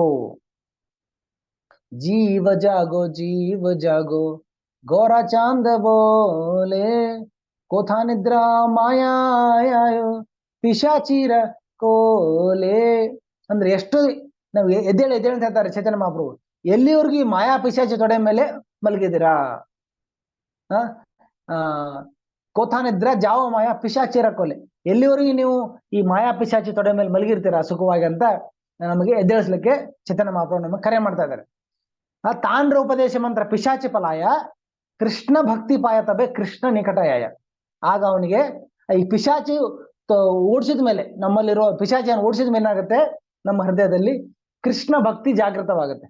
ಕೃಷ್ಣ ಭಕ್ತಿ ನಮ್ಮ ಹೃದಯದಲ್ಲಿ ಜಾಗೃತವಾಗಿ ನಾವು ಕೃಷ್ಣನಿಗೆ ನಿಕಟವಾಗ್ತೇವೆ, ಕೃಷ್ಣ ಹತ್ತಿರಕ್ಕೆ ಹೋಗ್ತೇವೆ. ಕೃಷ್ಣ ಭಕ್ತಿ ಪಾಯ ತಬೆ ಕೃಷ್ಣ ನಿಕಟಯಾಯ. ನೋಡಿ, ತುಂಬಾ ಈ ಶ್ಲೋಕದಲ್ಲಿ ಇದೇ ವಿಷಯ ಚೆನ್ನಾಗಿ ಹೇಳಿದ್ದಾರೆ. ಕಾಮ ಕ್ರೋಧೇರ ದಾಸಹನ ತಾರ್ ಲಾಠಿಕಾಯ ಭ್ರಮಿತೆ ಭ್ರಮಿತೆ ಜದಿ ಸಾಧು ವೈದ್ಯಪಾಯ. ಈ ಕಾಮ ಕ್ರೋಧ ಸೇವೆ ಮಾಡ್ತಾ ಮಾಡ್ತಾ ಮಾಡ್ತಾ ಜನ್ಮ ಜನ್ಮಾಂತರ ನಾವು ಅಲಿತಾ ಇದ್ದೇವೆ. ಹಿಂಗ ಅಲುದು ಈ ಭ್ರಮಣದ ಸಮಯದಲ್ಲಿ ಸಂಚಾರ ಮಾಡ್ತಾ ಮಾಡ್ತಾ ಅಕಸ್ಮಾತ್ ಆಗಿ ನಮ್ಮ ಸೌಭಾಗ್ಯದಿಂದ ನಮಗೆ ಈ ಸಾಧು ವೈದ್ಯರ ದರ್ಶನ ಆದ್ರೆ, ಸಾಧು ವೈದ್ಯರ ಸಂಪರ್ಕ ಆದ್ರೆ, ಆ ಸಾಧು ವೈದ್ಯರ ಏನು ಔಷಧಿಯಿಂದ ನಮ್ಮಲ್ಲಿರುವ ಈ ಮಾಯಾ ಪಿಶಾಚಿ ದೂರವಾಗಿ ಅದು ಹೊರಟೋಗಿ ನಾವು ಕೃಷ್ಣ ಭಕ್ತಿಯಲ್ಲಿ ಸ್ಥಿತರಾಗ್ತೇವೆ. ಮತ್ತೆ ನಾವು ಕೃಷ್ಣನಿಗೆ ಸಮೀಪ ಆಗ್ತೇವೆ. ಮತ್ತೆ ಈ ಮೂಲಕ, ಈ ಕೃಷ್ಣ ಭಕ್ತಿ ಆಚರಣೆ ಮೂಲಕ ನಾವು ಈ ಭೌತಿಕ ಅಸ್ತಿತ್ವವನ್ನ ತೊರೆದು ಅಥವಾ ಈ ಭೌತಿಕ ಅಸ್ತಿತ್ವದಿಂದ ಮುಕ್ತರಾಗಿ ಪುನಃ ನಾವು ಸುಖಮಯವಾದ, ಆನಂದವಾದ, ಶಾಶ್ವತವಾದ ಭಗವದ್ಧಾಮಕ್ಕೆ ಹೋಗ್ಲಿಕ್ಕೆ ನಮಗೆ ದಾರಿ ಆಗ್ತದೆ. ನಾವು ಮೋಕ್ಷ ಪಡೆದು ನಾವು ಪುನಃ ಭಗವದ್ಧಾಮಕ್ಕೆ ಹೋಗ್ಬೋದು. ಇದು ನಮ್ಮ ಸೌಭಾಗ್ಯ. ಅಂದ್ರೆ ಅಂತ ಅದ್ಭುತವಾದ ಈ ಇತಿಹಾಸ ಕಂಡ ಶ್ರೇಷ್ಠ ಸಾಧು ವೈದ್ಯ, ಶ್ರೇಷ್ಠ ಆಚಾರ್ಯರ ಅನುಗ್ರಹ ನಮಗೆ ಸಿಕ್ಕಿದೆ. ಶ್ರೀಲ ಪ್ರಭುಪಾದರಂತ ಆಚಾರ್ಯರು ತುಂಬಾ ವಿರಳ, ಇಡೀ ಇತಿಹಾಸದಲ್ಲೇ ತುಂಬಾ ತುಂಬಾ ವಿರಳ. ಮಹಾನ್ ಆಚಾರ್ಯಲ್ಲಿ ಒಬ್ಬರಾದ ಶ್ರೀಲ ಪ್ರಭುಪಾದರು ನಮ್ಮ ಉದ್ಧಾರಕ್ಕೋಸ್ಕರ, ನಮ್ಮ ಕಲಿಯುಗದ ಈ ಬದ್ಧ ಜೀವಿಗಳ ಉದ್ಧಾರಕ್ಕೋಸ್ಕರ ಶ್ರೀಲ ಪ್ರಭುಪಾದರು ಎಲ್ಲೆಡೆ ಸಂಚಾರ ಮಾಡಿ ಈ ಕೃಷ್ಣ ಪ್ರಜ್ಞೆಯ ಮಾರ್ಗವನ್ನು ನಮಗೆ ನೀಡಿದ್ದಾರೆ. ಕೃಷ್ಣ ಪ್ರಜ್ಞೆಯನ್ನು ಮಾರ್ಗ ನೀಡಿದ್ದಾರೆ. ನಾವು ತುಂಬಾ ಪ್ರಾಮಾಣಿಕತೆಯಿಂದ, ಶ್ರದ್ಧೆಯಿಂದ ಈ ಕೃಷ್ಣ ಪ್ರಜ್ಞೆ ಆಚರಣೆಗಳೇನು?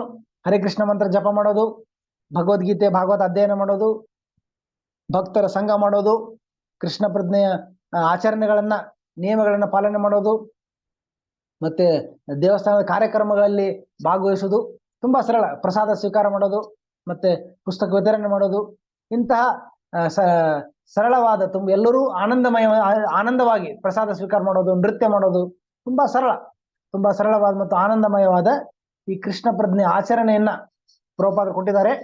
ಅದನ್ನ ನಾವು ಪ್ರಾಮಾಣಿಕತೆಯಿಂದ, ಶ್ರದ್ಧೆಯಿಂದ ನಾವು ಆಚರಣೆ ಮಾಡಿದ್ರೆ, ಅದನ್ನ ಪಾಲನೆ ಮಾಡಿದ್ರೆ, ಖಂಡಿತವಾಗಿ ನಾವು ನಮ್ಮ ಬದ್ಧ ಸ್ಥಿತಿಯಿಂದ ಗುಣಮುಖರಾಗಿ, ಈ ರೋಗಗ್ರಸ್ತ ಪರಿಸ್ಥಿತಿನ ಗುಣಮುಖರಾಗಿ ನಾವು ಶೀಘ್ರದಲ್ಲೇ ಇದೇ ಜನ್ಮದಲ್ಲಿ ನಾವು ಭಗವದ್ಧಾಮಕ್ಕೆ ನಾವು ಹೋಗ್ಬೋದು. ನಾವು ನಮ್ಮ ಜೀವನದ ಸಾರ್ಥಕತೆಯನ್ನು ನಾವು ಪಡಿಬಹುದು ಅಂತ ನಾವಿಲ್ಲಿ ಖಂಡಿತವಾಗಿ ಹೇಳ್ಬೋದು, ಖಚಿತವಾಗಿ. ಯಾಕಂದ್ರೆ ಶ್ರೀಲ ಪ್ರಭುಪಾದರ ಮಾರ್ಗದರ್ಶನ, ಅವ್ರು ಕೊಟ್ಟಿರೋ ಮಾರ್ಗ ಅಷ್ಟು ಶಕ್ತಿಶಾಲಿಯಾಗಿದೆ. ಅದನ್ನ ನಾವೇನ್ ಮಾಡ್ಬೇಕು? ನಾವು ಶ್ರದ್ಧೆಯಿಂದ ಪಾಲನೆ ಮಾಡ್ಬೇಕು. ಪ್ರಭುಪಾದ ಕೊಟ್ಟಿದ್ದಾರೆ, ಮಾರ್ಗ ಇದೆ, ಅದ್ರ ಮಾರ್ಗವನ್ನು ನಾವು ಚೆನ್ನಾಗಿ ಏಕಾಗ್ರತೆಯಿಂದ ನಾವು ಮಾಡ್ಬೇಕು. ಉದಾಹರಣೆಗೆ ಜಪ ಪ್ರಭುಪಾದರು ಜಪ ಮಾಡಂತ ಹೇಳಿದ್ದಾರೆ. ಆದ್ರೆ ನಾವು ಎಷ್ಟು ಏಕಾಗ್ರತೆಯಿಂದ, ಎಷ್ಟು ಶ್ರದ್ಧೆಯಿಂದ ಜಪ ಮಾಡ್ತೇವೆ ಅನ್ನೋದು ತುಂಬಾ ಮುಖ್ಯ. ನಾವು ಶ್ರದ್ಧೆಯಿಂದ ಮತ್ತೆ ಭಗವದ್ಗೀತೆ ಭಾಗವತ ಅಧ್ಯಯನ ಮಾಡೋದು. ನನ್ನ ರಿಕ್ವೆಸ್ಟ್ ಏನಂದ್ರೆ ಎಲ್ಲರೂ ಚೆನ್ನಾಗಿ ಅಧ್ಯಯನ ಮಾಡ್ಬೇಕು. ಬರೀ ಸ್ವಲ್ಪ ಅಲ್ಲ, ಇಡೀ ಎಲ್ಲಾ ಸಮಗ್ರ ಅಧ್ಯಯನ, ಕಂಪ್ಲೀಟ್, ಸಂಪೂರ್ಣ ಭಗವದ್ಗೀತಾ, ಸಂಪೂರ್ಣ ಶ್ರೀಮದ್ ಭಾಗವತ, ಸಂಪೂರ್ಣ ಚೈತನ್ಯ ಚರಿತಾಮೃತ, ಮತ್ತೆ ಇತರ ಪುಸ್ತಕಗಳು, ಉಪದೇಶಾಮೃತ ಸಿಂಧು, ಭಕ್ತಿ ರಸಾಮೃತ ಸಿಂಧು, ಮತ್ತೆ ಎಲ್ಲ ಪುಸ್ತಕಗಳು ಏನು ಪ್ರಭುಪಾದರ ಪುಸ್ತಕ ಕೊಟ್ಟಿದ್ದಾರೆ, ಎಲ್ಲ ಪುಸ್ತಕಗಳನ್ನ ನಾವು ಶ್ರದ್ಧೆಯಿಂದ ಸಂಪೂರ್ಣವಾಗಿ ಸಮಗ್ರ ಅಧ್ಯಯನ ಮಾಡಬೇಕು. ಸ್ವಲ್ಪ ಅಧ್ಯಯನ ಮಾಡಿದ್ರೆ ತುಂಬಾ ದೀರ್ಘಕಾಲ ಆಗುತ್ತೆ. ಸ್ವಲ್ಪ ಪ್ರತಿನಿತ್ಯ ಒಂದು ಅರ್ಧ ಗಂಟೆ, 1 ತಾಸು ನೀವು ತೆಗೆದಿಟ್ಟು ಶ್ರದ್ಧೆಯಿಂದ ನೀವು ಅಧ್ಯಯನ ಮಾಡಿದ್ರೆ ನಮಗೆ ಈ ಕೃಷ್ಣ ಪ್ರಜ್ಞೆಯ ನಮಗೆ ಬಗ್ಗೆ ಮಾಹಿತಿ ಸಿಗುತ್ತೆ, ಶ್ರೀಲ ಪ್ರಭುಪಾದರ ಕೃಪೆ ಸಿಗುತ್ತೆ. ಮತ್ತೆ ಈ ಆಚರಣೆ ಮೂಲಕ, ಕೃಷ್ಣ ಪ್ರಜ್ಞೆ ಆಚರಣೆ ಮೂಲಕ ನಾವು ಜೀವನದ ಸಾರ್ಥಕತೆಯನ್ನ ನಾವು ಪಡಿಬಹುದು. ಹರೇ ಕೃಷ್ಣ. ಯಾರಿಗಾದ್ರೂ ಪ್ರಶ್ನೆ ಇದ್ರೆ ಚರ್ಚೆ ಮಾಡಬಹುದು. ತುಂಬಾ ಅದ್ಭುತವಾದ ಶ್ಲೋಕ.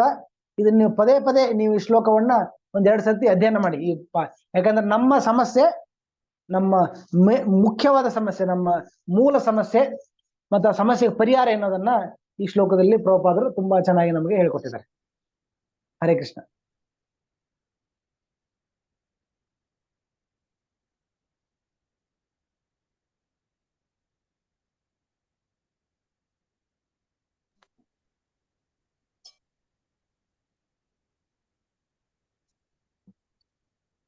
ಕೃಷ್ಣ ಪ್ರಭುಜಿ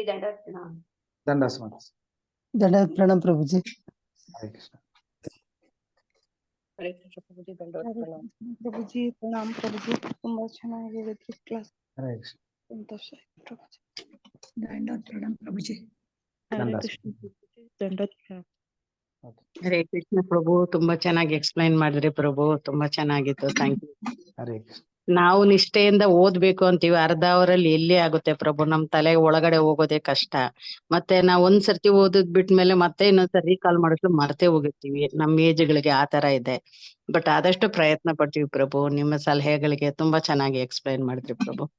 ಈಗ ತುಂಬಾ ಒಳ್ಳೆ ಪ್ರಶ್ನೆ ಅನೇಕ ಭಕ್ತರು ಕೇಳ್ತಾರೆ, ನಮಗೆ ನೆನಪಿರಲ್ಲ, ನಮಗೆ ಕಷ್ಟ ಆಗತ್ತೆ ಅಂತ. ಈಗ ನಾನು ಹೇಳ್ತಾ ಇರೋದು ನಿಮಗೆ ನೆನಪಿಟ್ಕೊಳಕ್ ಹೇಳ್ತಾ ಇಲ್ಲ. ಪ್ರಭುಪಾದರು ನೆನಪಿಟ್ಕೊಳ್ಬೇಕು, ನೀವು ಪುನಃ ಅದನ್ನ ಹೇಳ್ಬೇಕು ಅಂತ ಅದ್ರ ಅವಶ್ಯಕತೆ ಇಲ್ಲ, ಕಂಠಸ್ಥ ಮಾಡೋ ಅವಶ್ಯಕತೆ ಇಲ್ಲ. ನಮ್ಮ ವತಿಯಿಂದ ಏನ್ ಮಾಡ್ಬೋದಂದ್ರೆ, ಶ್ರದ್ಧೆಯಿಂದ ನಾವು ಪ್ರತಿನಿತ್ಯ ನಮ್ಮ ಶಕ್ತಾನುಸಾರ, ಕೆಲವರಿಗೆ ಸ್ಮರಣ ಶಕ್ತಿ ಜಾಸ್ತಿ ಇರುತ್ತೆ, ಕಡಿಮೆ ಇರುತ್ತೆ, ಕೆಲವರು ಅದು ಪರವಾಗಿಲ್ಲ, ನಮ್ಮ ಶಕ್ತಿ ಅನುಸಾರ ಇರ್ಲಿ. ನಮ್ಮ ಕರ್ತವ್ಯ ಏನಂದ್ರೆ ಸಮಗ್ರ ಅಧ್ಯಯನ, ನಮ್ಮ ಪ್ರತಿನಿತ್ಯ ನಮ್ಮ ಪ್ರಯತ್ನ ಏನಿದೆ ಅದು ಮುಖ್ಯ. ನೆನ್ಪಿಟ್ಕೊಳ್ಳೋದು ಬಿಡೋದು ಬಿಟ್ಬಿಡಿ, ಅದು ಭಗವಂತನ ಬಿಟ್ಬಿಡಿ. ನೀವು ಶ್ರದ್ಧೆಯಿಂದ ಪ್ರತಿನಿತ್ಯ ನೀವು ಗ್ರಂಥ ಓದ್ತಾ ಇದ್ದೀರಾ, ಭಗವದ್ಗೀತೆ ಭಾಗವತ, ನಿಮ್ಮ ಪ್ರಯತ್ನ ಮುಖ್ಯ.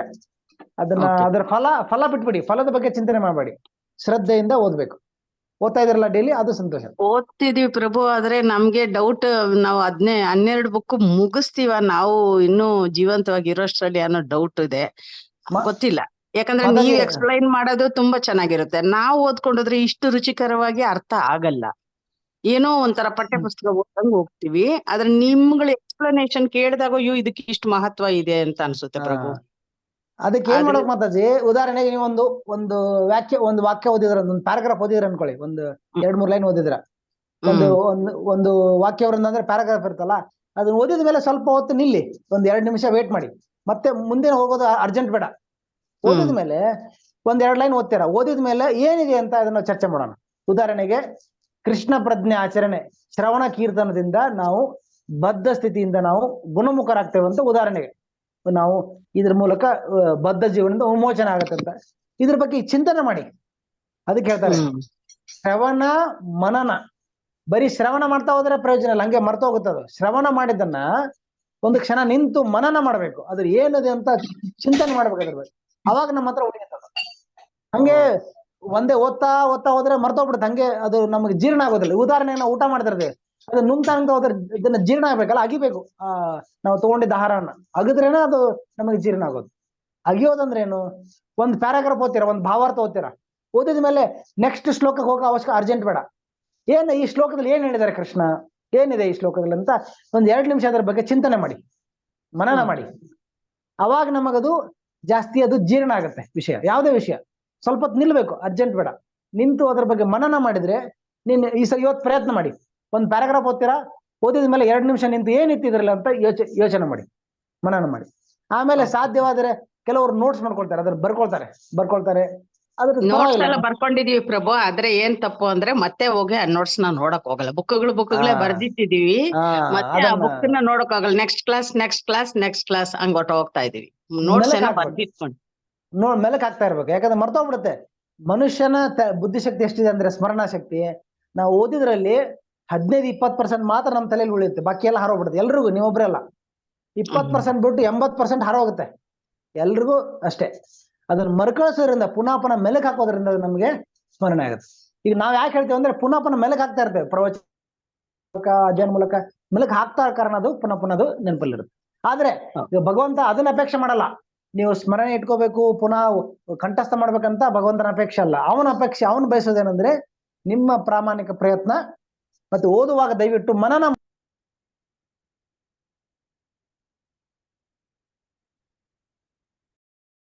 ಮಾಡಿ, ಏನಿದೆ ಈ ಶ್ಲೋಕದಲ್ಲಿ, ಭಾವಾರ್ಥದಲ್ಲಿ ಅಂತ ಆಲೋಚನೆ ಮಾಡಿದ್ರೆ ನಿಮಗೆ ಅದು ಜೀರ್ಣ ಆಗುತ್ತೆ. ಸಂತೋಷ, ನೀವು ನಿರಂತರ ಪ್ರಯತ್ನ ಮಾಡಿ. ಇನ್ನೊಂದು ಹೇಳ್ತೇನೆ, ಪ್ರೇರಣೆ ಅಂದ್ರೆ, ನಮ್ಮ ಇಸ್ಕಾನಲ್ಲಿ ಅನೇಕ ಭಕ್ತರು ಶ್ರೀಮದ್ ಭಾಗವತವನ್ನ 16 ಬಾರಿ ಓದಿದ್ದಾರೆ, 10 ಸರ್ತಿ 20 ಸರ್ತಿ ಓದಿದ್ದಾರೆ. ಶ್ರೀಮದ್ ಭಾಗವತವನ್ನ 25 ಸರ್ತಿ ಓದಿದ್ದಾರೆ. ಈಗ ಅವ್ರು 15-20 ಸರ್ತಿ ಓದಕ್ ಸಾಧ್ಯ ಆದ್ರೆ ನಮ್ಗೆ 1 ಸರ್ತಿ ಓದಕ್ ಆಗಲ್ವಾ? ಅದು ಪ್ರಯತ್ನದಲ್ಲಿ ಇದೀವಿ ಪ್ರಭು. ನಮ್ಗೆ ಡೌಟ್, ನಾವು ಮುಗಿಸ್ತೀವ ಈ ಬುಕ್ಸ್ ನ ಅನ್ನೋ ತರ ನಮ್ಗ. ಈಗ ಎಲ್ಲಿವರೆಗೂ ಬಂದಿದ್ದೀರಾ ಭಾಗವತದಲ್ಲಿ? ಇಲ್ಲ ಪ್ರಭು, ನಾನು ಅಷ್ಟೇನು ಓದಿಲ್ಲ, ಇದ್ರಲ್ಲೇನೆ 1-2 ಚಾಪ್ಟರ್ ಮುಂದೆ ಇದ್ದೀನಿ. ಅದೇ ಯಾವಾಗ ನೀವ್ ಎಕ್ಸ್ಪ್ಲೈನ್ ಮಾಡೋ ಟೇಸ್ಟ್ ನೋಡಿದಾಗ ಮುಂದಕ್ಕೆ ಹೋಗೋದೇ ಬೇಡ, ಇವ್ರು ಹೇಳೋದೇ ತುಂಬಾ ಚೆನ್ನಾಗಿದೆ ಅನ್ಸುತ್ತೆ. ಇಲ್ಲ ಜ್ಞಾನ ಆಮೇಲೆ ಇನ್ನು ಶೋಭಾಮಾಯಿದನು ಕೇಳ್ತೀವಿ, ಏನೊಂದು ಕೇಳ್ತೀವಿ ಪ್ರಭು. ಇಲ್ಲ, ಮತ್ತೆ 2 ಇದೆ ಇದರಲ್ಲಿ, ಎಲ್ರು ಕೇಳಿ, ದಯವಿಟ್ಟು ಎಲ್ರು ಕೇಳಿ. 2, ಒಂದು ಕೇಳೋದು, ಪ್ರವಚನ ಕೇಳೋದು ಒಂದು, ಇನ್ನೊಂದು ಸ್ವಾಧ್ಯಾಯ ಅಂದ್ರೆ ಸೆಲ್ಫ್ ಸ್ಟಡಿ. ಸ್ವಾಧ್ಯಾಯ, ನಮ್ಮ ಸ್ವಾಧ್ಯಾಯ ನಿರಂತರವಾಗಿರ್ಲೇಬೇಕು, ಅದು ನಿಲ್ಬಾರ್ದು ಯಾವುದೇ ಕಾರಣಕ್ಕೂ. ಉದಾಹರಣೆಗೆ ನಾನು ಒಂದು ಚರ್ಚೆ ಮಾಡಿದೆ, ಅದ್ರ ಜೊತೆಗೆ ನಮ್ದು ಬೇರೆ ಸ್ವಾಧ್ಯಾಯ ಅಂದ್ರೆ ನಮ್ ಕಂಟಿನ್ಯೂಸ್ ರೀಡಿಂಗ್ ಇರ್ಲೇಬೇಕು. ಈಗ ಕೇಳೋ 1 ಶ್ಲೋಕ ಕೇಳ್ತೀರಾ, ಸ್ವಾಧ್ಯಾಯದಲ್ಲಿ ನೀವು 8 ಶ್ಲೋಕ ಮಾಡ್ಬೋದು ಒಂದ್ ದಿನಕ್ಕೆ, ಅಥವಾ 5-6 ಶ್ಲೋಕ ಮಾಡ್ಬೋದು ಅಲ್ವಾ? ಸ್ವಾಧ್ಯಾಯ ರನ್ನಿಂಗ್ ಇರ್ಬೇಕು, ಅದನ್ನ ನಿಲ್ಲಂಗಿಲ್ಲ. ಎಲ್ಲಿವರೆಗೂ ರನ್ನಿಂಗ್ ಇರ್ಬೇಕಂದ್ರೆ ಇಡೀ ಭಾಗವತ ಕಂಪ್ಲೀಟ್ ಆಗೋವರೆಗೂ ಓಡ್ತಾ ಇರ್ಬೇಕು, ಕಂಟಿನ್ಯೂಸ್ ರನ್ನಿಂಗ್ ಇರ್ಬೇಕು ಸ್ವಾಧ್ಯಾಯ. ನಾನ್ ಹೇಳ್ತೇನೆ, ನೀವು ಪ್ರತಿನಿತ್ಯ ಒಂದು ಅರ್ಧ ಗಂಟೆ 3/4 ಗಂಟೆ ಅಧ್ಯಯನ ಮಾಡಿದ್ರೆ, ಅಥವಾ 1 ತಾಸು ಅಧ್ಯಯನ ಮಾಡಿದ್ರೆ, ನೀವು 1.5-2 ವರ್ಷದಲ್ಲಿ ಇಡೀ ಭಾಗವತ ಓದ್ಬೋದು. ಬೇರೆ 2 ವರ್ಷದಲ್ಲಿ 2 ಇಯರ್ಸ್ ಆಗುತ್ತೆ, ಗ್ಯಾರಂಟಿ ಹೇಳ್ತೇನೆ. ಸರಿ ಪ್ರಭು, ಹಂಗಾದ್ರೆ ಆದ್ರೆ ನಿರಂತರವಾಗಿ ಓದಿ. ತುಂಬಾ ಫಾಸ್ಟ್ ಓದಿದ್ರೆ ಹಾರೋಗ್ಬಿಡುತ್ತೆ, ತುಂಬಾ ಸ್ಲೋ ಓದಿದ್ರೆ ಕವರ್ ಮಾಡಕ್ ಆಗಲ್ಲ. ತುಂಬಾ ಸ್ಲೋನೇ ಇರುವ, ತುಂಬಾ ಫಾಸ್ಟ್ ಇರಬಾರ್ದು. ಒಂದು ಮಧ್ಯಮ ಗತಿ ಅಂದ್ರೆ ದಿನಕ್ಕೆ ಒಂದು 5-8 ಶ್ಲೋಕ ನೀವು ಓದಕ್ ಸಾಧ್ಯ ಆದ್ರೆ, 5-8. ನಾನು ಹೇಳೋದು 15 ಶ್ಲೋಕ ಓದ್ಬೇಕಂತ, ಬಟ್ ನೋಡೋಣ, ನಿಧಾನ ನಿಮಿಷ ಮಿನಿಮಮ್ 5-8 ಶ್ಲೋಕ ಓದ್ತಾ ಹೋದ್ರೆ ನಾನು ನಂಬಿ 2 ರಿಂದ 3 ವರ್ಷದಲ್ಲಿ ಇಡೀ ಭಾಗವತ ಕಂಪ್ಲೀಟ್ ಆಗುತ್ತೆ ಖಂಡಿತವಾಗಿ. ಅದಕ್ಕೆ ನಾನು ಕೆಲವು ಭಕ್ತರಿಂದ ಸಂಕಲ್ಪ ತಗೊಂಡೆ, ಏನಂದ್ರೆ ಈ ಪುರುಷೋತ್ತಮ ಮಾಸ ಬಂತಲ್ಲ, ಈ ವರ್ಷ ಪುರುಷೋತ್ತಮ ಮಾಸ ಆಯ್ತು, ಮುಂದಿನ ಪುರುಷೋತ್ತಮ ಮಾಸ ಬರೋ ಮುಂಚೆ ಭಾಗವತ ಕಂಪ್ಲೀಟ್ ಮಾಡ್ಲಿಕ್ಕೆ ಆಗತ್ತಾ ಅಂತ ಒಂದು ಚಾಲೆಂಜ್. ಆಗ್ಬೋದಾ? ಉದಾಹರಣೆಗೆ ಈ ವರ್ಷ ಜನ್ಮಾಷ್ಟಮಿ ಅನ್ಕೊಳ್ಳಿ, ಜನ್ಮಾಷ್ಟಮಿಯಿಂದ ಮುಂದೆ ಬರೋ 3 ಜನ್ಮಾಷ್ಟಮಿಯಲ್ಲಿ ನಾನು ಭಾಗವತ ಓದ್ತೇನಂತ ಖಂಡಿತವಾಗಿ ಸಾಧ್ಯ ಇದೆ. ಅನೇಕ ಭಕ್ತರು ಕೇವಲ ಒಂದೇ ವರ್ಷದಲ್ಲಿ ಓದೋರು ಇದ್ದಾರೆ, 8 ತಿಂಗಳಲ್ಲಿ ಓದೋರು ಇದ್ದಾರೆ, ಅವ್ರ ತೀವ್ರತೆ. ಬಟ್ ನೀವು ಮಧ್ಯಮ ವರ್ಗ ನಿಧಾನಕ್ಕೆ ಮಧ್ಯಮ ಗತಿ ಓದಿದ್ರು ಕೂಡ 2 ರಿಂದ 3 ವರ್ಷದಲ್ಲಿ 100% ಹೇಳ್ತೇನೆ, ಗ್ಯಾರಂಟಿ ನಿಮ್ದು ಕಂಪ್ಲೀಟ್ ಆಗುತ್ತೆ. ಆದ್ರೆ ಅದು ಸ್ವಾಧ್ಯಾಯ ಮಾಡ್ಬೇಕು. ದಿನಕ್ಕೆ 1 ಶ್ಲೋಕ ಓದಿದಾರಾಗಲ್ಲ, ದಿನಕ್ಕೆ 1 ಶ್ಲೋಕ ಓದಿದ್ರೆ 18,000 ಶ್ಲೋಕ ಇದೆ, ನಿಮ್ಗೆ 20-30 ವರ್ಷ ಬೇಕು ಭಾಗವತ ಓದ್ಲಿಕ್ಕೆ. ಅಷ್ಟು ಸ್ಲೋ ಅಲ್ಲ, ದಿನಕ್ಕೆ 5 ರಿಂದ 10 ಶ್ಲೋಕ ಓದಿ ನೀವು ನೋಡಿ ಎಷ್ಟು ಬೇಗ ಕವರ್ ಆಗುತ್ತೆ ಅಂತ. ಬೇಗ ಕವರ್ ಆಗುತ್ತೆ. ಮಾಡ್ಬೋದಾ ಮಾತಾಜಿ? ಹರೇ ಕೃಷ್ಣ. ಪ್ರಭುಜಿ ಪ್ರಯತ್ನ Okay. ಮಾಡ್ತಿದ್ದೀರಿ.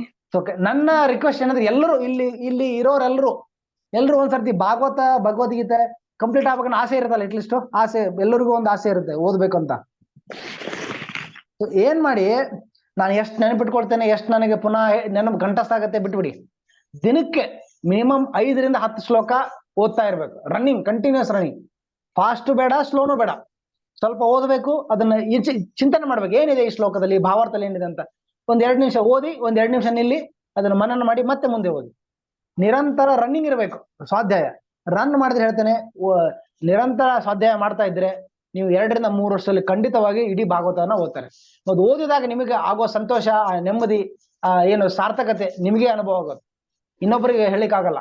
ನೀವೇ ನೋಡಿ, ಭಾಗವತ ಕಂಪ್ಲೀಟ್ ಮಾಡಿದ್ರೆ ನಿಮಗೆ ಎಷ್ಟು ಸಾರ್ಥಕತೆ, ಎಷ್ಟು ಆನಂದ ಅನ್ಸುತ್ತೆ ನಿಮಗೆ ಓದಿದ ಮೇಲೆ, ಕಂಪ್ಲೀಟ್ ಆದ್ಮೇಲೆ.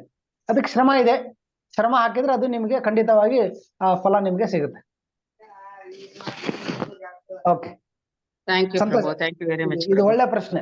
ಇಡೀ ಭಾಗವತವನ್ನ ಅಧ್ಯಯನ ಮಾಡೋದು, ಅದ್ರ ಸಂಕಲ್ಪ ಮಾಡ್ಬೇಕು, ಅದಕ್ಕೆ ಸ್ವಲ್ಪ ಶ್ರಮ ಬೇಕು. ಶ್ರಮ ಹಾಕಿದ್ರೆ ಖಂಡಿತವಾಗಿ ಭಾಗವತ ಓದಕ್ಕೆ. ನನಗೆ ಗೊತ್ತಿರೋ ಸ್ನೇಹಿತರೆ ಬೇಡ್ಕೋತಾನೆ ಇದೀವಿ ಪ್ರಭು, ಪ್ರಯತ್ನ ನಮ್ಗೆ ಸಹಾಯ ಮಾಡಿ ಇದನ್ನ ಮುಗಿಸೋಷ್ಟು, ಅರ್ಥ ಮಾಡ್ಕೊಳ್ಳೋಷ್ಟು, ಮನನ ಮಾಡೋ. ಯಾಕಂದ್ರೆ ನೀವಾಗ್ಲೆಲ್ಲ ಶ್ಲೋಕ ಹೇಳಿದಾಗ ನಮಗೂ ಆಸೆ ಆಗುತ್ತೆ, ನಾವು ಯಾವಾಗ ಈ ತರ ಶ್ಲೋಕ ಇವ್ರು ನೋಡ್ದಂಗೆ ಹೇಳ್ತಾ ಇದಾರೆ ಅಲ್ಲ ಅಂತ ಆಗುತ್ತೆ ಪ್ರಭು. ಅದಕ್ಕೆ ಸ್ವಲ್ಪ ಶ್ರಮ ಬೇಕಾಗತ್ತೆ, ಅದನ್ನ ಕಂಠಸ್ಥ ಮಾಡ್ಬೇಕು. ಅದು ಪರವಾಗಿಲ್ಲ, ಅದನ್ನ ಅಪೇಕ್ಷೆ ಮಾಡ್ತಾ ಇಲ್ಲ ಭಗವಂತ. ಮೊದಲು ಪ್ರಯತ್ನ ನಿಮ್ದು, ನಿರಂತರವಾಗಿ ನೀವು ಸ್ವಾಧ್ಯಾಯ ಡೈಲಿ ಪ್ರತಿನಿತ್ಯ ಮಾಡ್ತೀರಂತ ನಾನು ಕೇಳಿದ್ರೆ, ದಿನಕ್ಕೆ 5 ರಿಂದ 10 ಶ್ಲೋಕ ನೀವು ಸ್ವಾಧ್ಯಾಯ ಮಾಡ್ತಾ ಹೋದ್ರೆ ಶೀಘ್ರದಲ್ಲಿ ನಿಮ್ ಭಾಗವತ ರೀಡಿಂಗ್ ಕಂಪ್ಲೀಟ್ ಆಗುತ್ತೆ. ಇಷ್ಟು ಹೇಳಬಲ್ಲೆ. ಥ್ಯಾಂಕ್ ಯು ಪ್ರಭು, ಥ್ಯಾಂಕ್ ಯು. ಹರೇ ಕೃಷ್ಣ, ಹರೇ ಕೃಷ್ಣ. ಸಂತೋಷ, ಒಳ್ಳೆ ವಿಷಯ ಇದು. ಹರೇ ಕೃಷ್ಣ, ಹರೇ ಕೃಷ್ಣ. ಇದೆ ಪ್ರಭು. ಥ್ಯಾಂಕ್ ಯು ಪ್ರಭುಜಿ. ಓಕೆ, ಹರೇ ಕೃಷ್ಣ. ಹರೇ ಕೃಷ್ಣ ಪ್ರಭು, ಧನ್ಯವಾದಗಳು. ಧನ್ಯವಾದ. ಹರೇ ಕೃಷ್ಣ. ಹರೇ ಕೃಷ್ಣ ಪ್ರಭು, ಎಂಡ್ ಮಾಡ್ಬೋದಲ್ಲ ಪ್ರಭು? Okay, you can end. Thank you. Okay, thank you ಪ್ರಭು. Thank you.